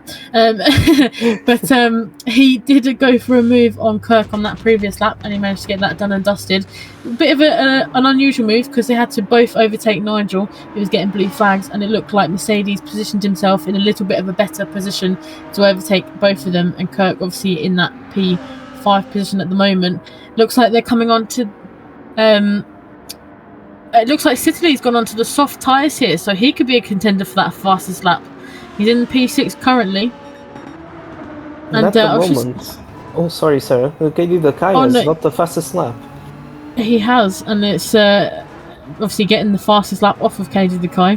That's going to be a bit of a challenge, but obviously Sitterly on those softs, he's a contender to do it. So far, Kurt goes very wide on the grass there, but I was just having a look. It looks like Giles is in front of this pack at the moment. Obviously, he'll be being waved blue flags, but Fodder in that P3 position, he's got himself in a little bit of an awkward position between the two blue flag drivers. I think KD the Kai is now right at the back of Midnight. So yeah, apologies for having to interrupt you there, but he's gained so much time in the past few laps, and he might go for a move here. He is. The two are going side by side onto lap 51 out of 53. So in these closing stages of the race, KD the Kai got a little bit more speed compared to Midnight. A bit braver on the brakes there, and he manages to get that move done. But obviously, Midnight is still in that front seat to try and overtake KD the Kai again. He's got to try and prevent KD the Kai from pulling a gap from him. And obviously, Midnight is trying to manage his situation, seeing as his hard tires are a lot more worn. But in the meantime, Mercedes got a brilliant exit out of that final corner, and has gained so much time on Fodder going onto the main straight. Yeah, sorry, before obviously you mentioned about the P1, I was about to say that Fodder was in a little bit of an awkward position because he was positioned right in front of right behind the two blue flag drivers. Of Giles, who looks like he got a little bit of contact with Sophie. It's all going on in these closing stages of the races, but like you say, it manages to overtake Fodder now, does Mercedes. Fodder, like I say, been a little bit compromised by the blue flag drivers a few laps ago, but Kirk's still in a prime position to potentially go for a few moves here if the drivers in front of him make a mistake. Having a little bit further back, it looks like Sophie has managed to get past Giles. Sarah, crucially, Mercedes got a penalty there, so he's going to lose the position back to Fodder. He's going to have to regain that speed and momentum. But Midnight is into the pits. He's going for a very late attempt at the fastest lap, going onto the soft tires with very low fuel. And crucially, manages to get himself out in front of Fodder as well. So retains that P2 position. High risk, potentially high reward move by Midnight, we shall see. Obviously, he's going to use this warming up lap to heat up those tyres. It looks like Kirk was going for a little bit of a rally stage there, going across the grass, bouncing that Genesis a little bit. But yeah, we shall see if Midnight can steal that fastest lap off of KD the Kai. Obviously, Midnight onto the softs. KD the Kai setting that time on the medium, so he's in a prime position to do so. Kirk has overtaken Mercedes as well just before going onto the bridge. Fodder still in that P3 position at the moment. But I don't know about you, but in the closing stages of the race, this all seems to be heating up at the moment. Yeah, I'm struggling. There's so much action going on, like all across the grid. Even now for P8 and P9, Sophie has had to serve a penalty, which is gonna bring Iceman ever so closer to her. However, she does have a tire advantage at the moment, so yeah, but still don't count anything out. And Kirk is probably going to try to go for a move on further into turn 1.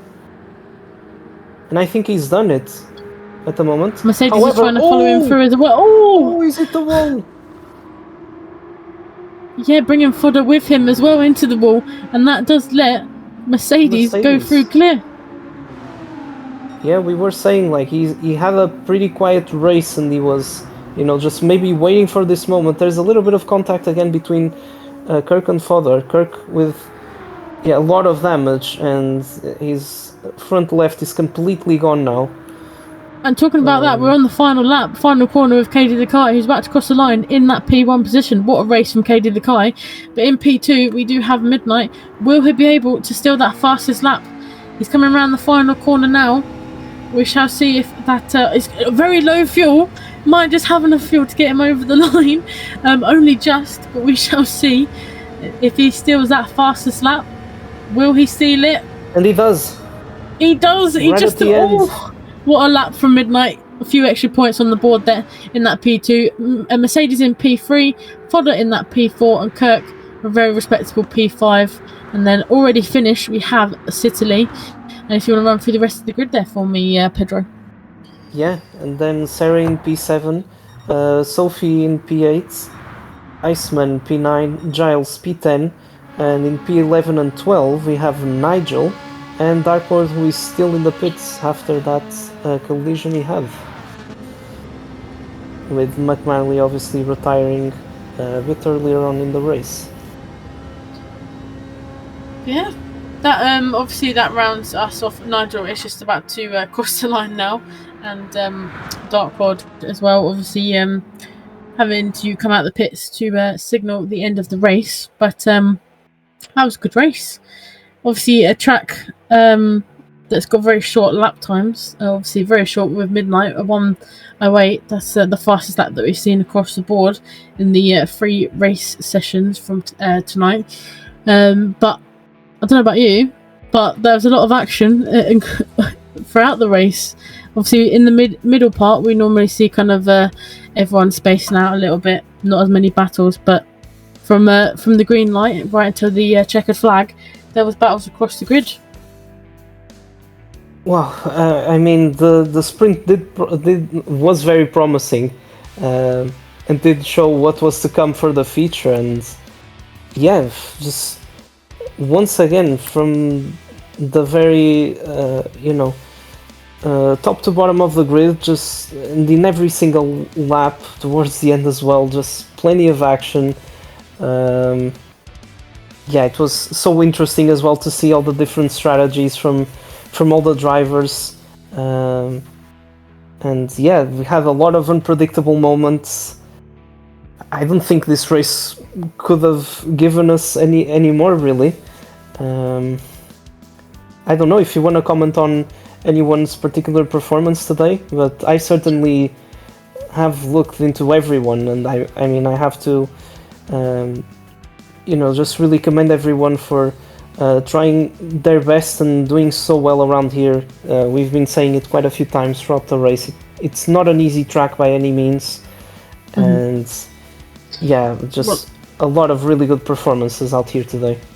I think that kind of makes us go on to the next segment, which is trying to decide a driver of the day. Driver of the day, yeah. Which is not the easiest. Obviously, like you say, everyone having quite a good performance around a difficult track. I'll let you go first, and then I'll have some more time to think about that. Wow, I mean, I'm gonna have to think, but I think one of them... I don't know, it's difficult to single out just one driver when they've all had a really good race. I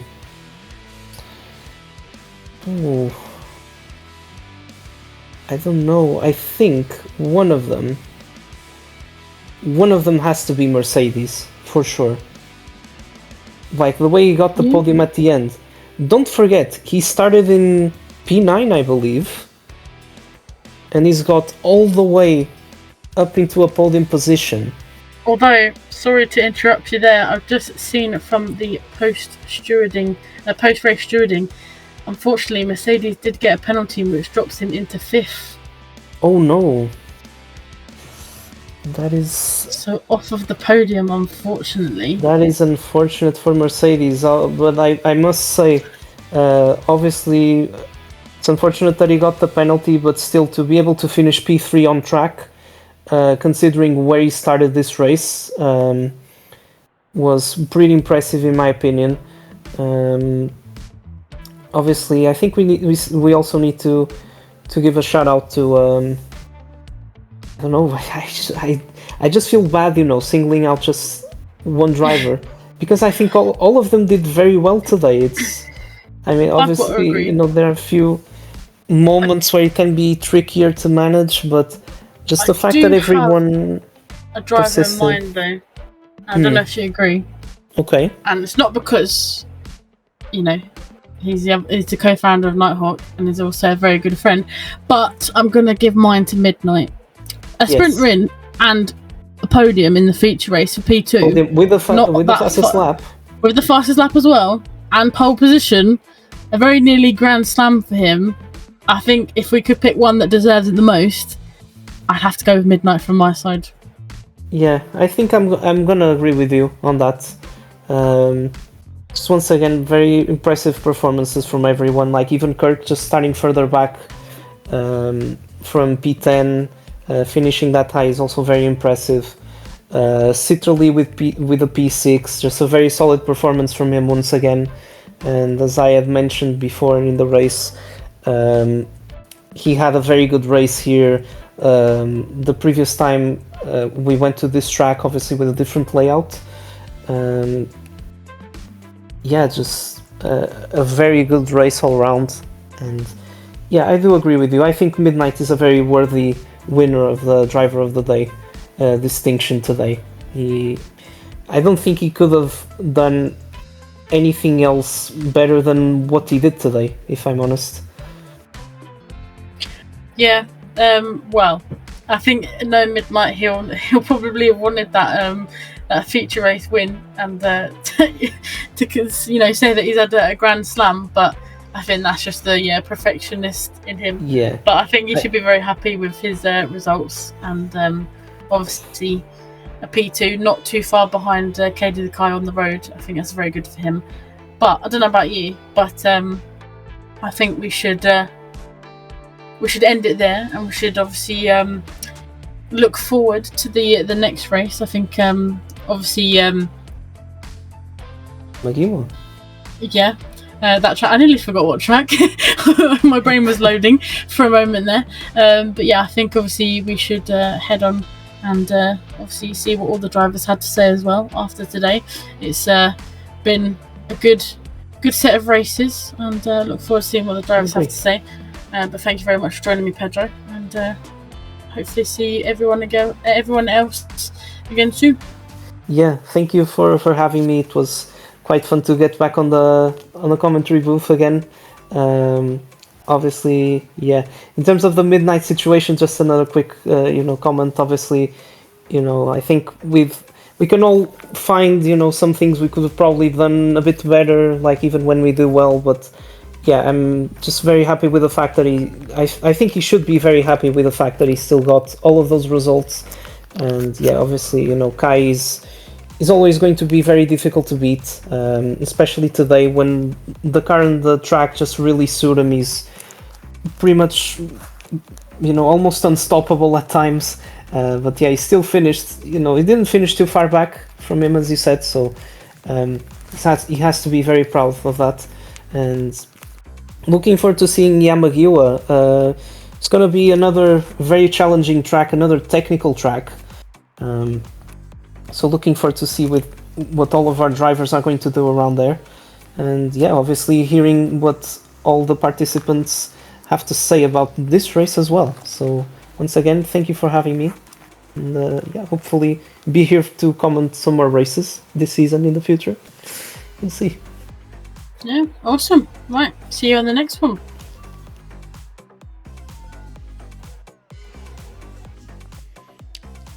If somebody was to tell me I was going to get a P2 in a sprint this season, then not only would I call them a liar, but I'd also laugh in the face, given historically my sprints go really bad. But then if they said it would be at high speed ring in the Porsche, then jokes like that really belong on the television. But yeah, I guess we're all statistically due some freak of nature results every now and again. So I couldn't really be happy with that. Yeah, had some really good battles. Managed to make up quite a few positions at the start. Luckily for me, Kirk and Mac enjoy their tyres cooked well done.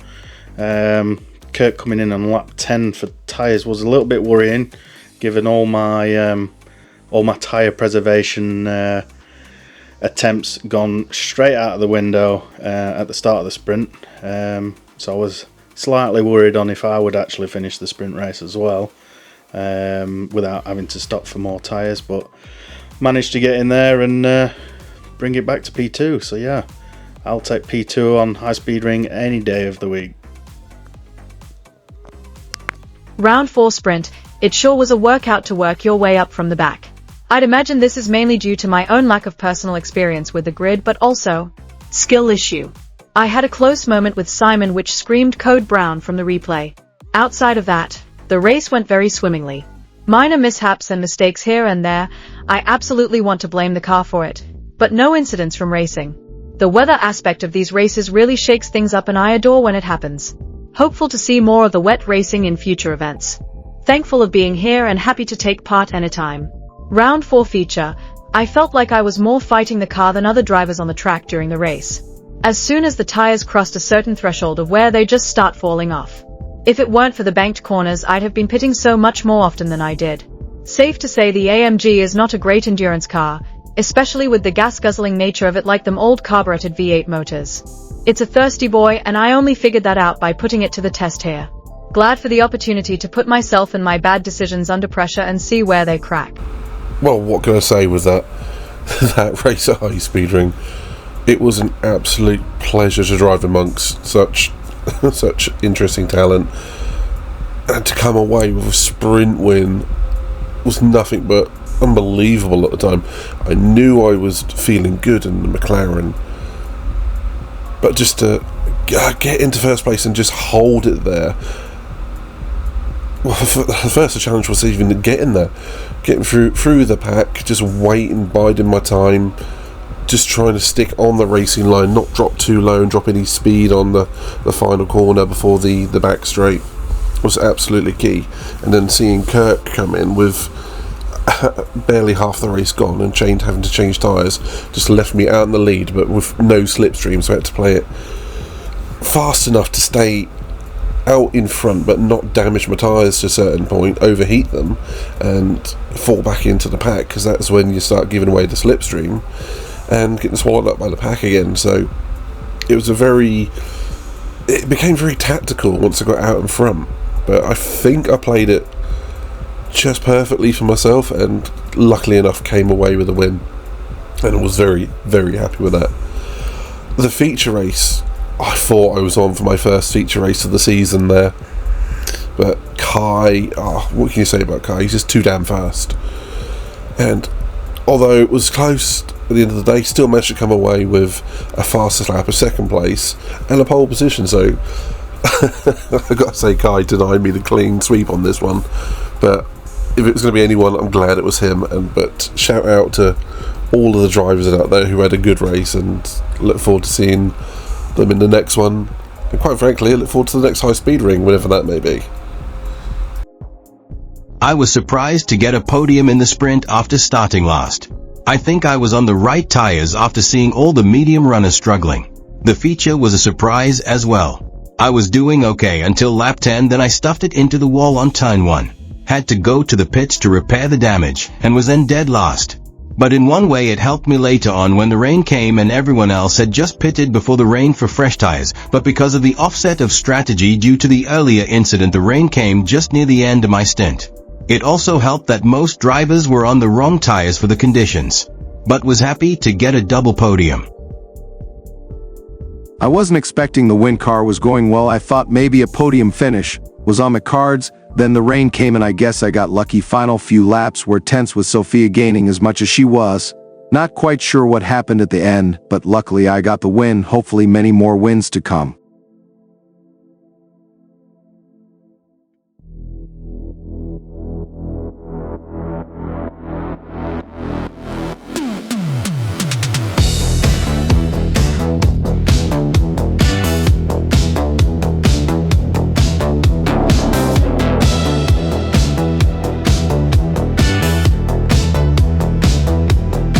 There's a wall on the right, there's a wall on the left, and I'm stuck in the middle and I'm holding my breath. I don't know where to go, I don't know where to turn, I'm just hoping I don't crash and burn.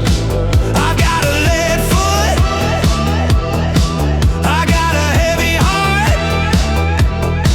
and I don't think I should, but I can't stop. Oh, I'm running out of road and I'm running out of time and I'm running out of gas and I'm losing my mind.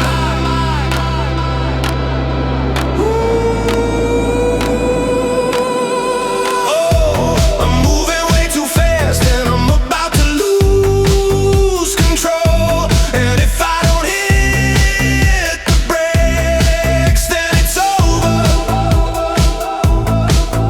It's over.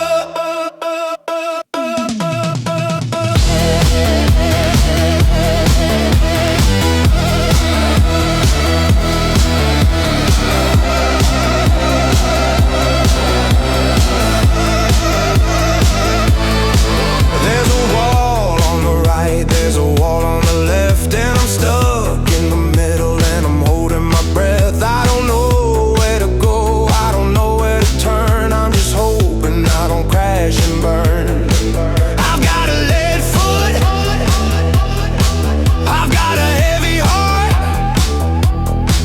and I don't think I should, but I can't stop. Oh, I'm running out of road and I'm running out of time and I'm running out of gas and I'm losing my mind. Oh, I'm moving way too fast and I'm about to lose control. And if I don't hit the brakes, then it's over. It's over.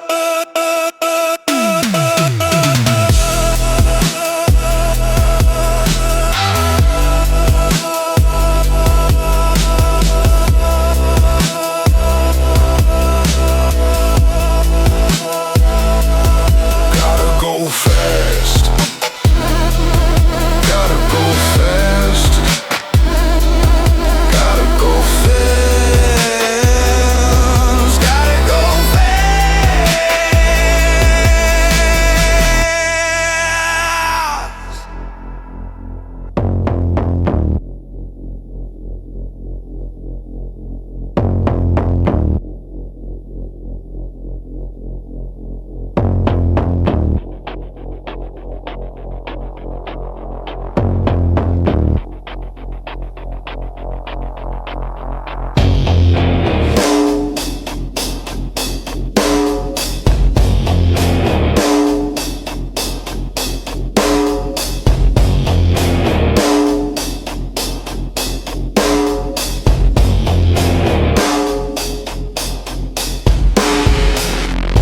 Engines roaring, neon light glow,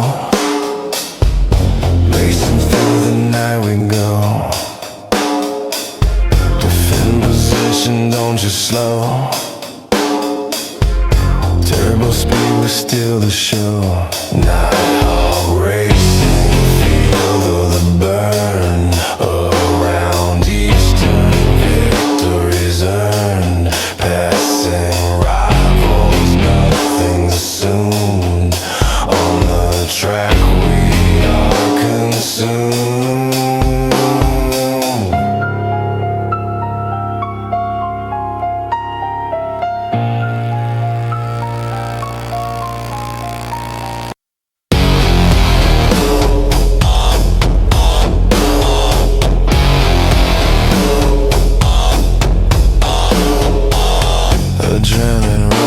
heartbeats race, the thrill of speed taking place. Defend the lead, it's not a chase. Gran Turismo sets the pace. Under moonlit skies we soar, every pass makes spirits roar. Defending on and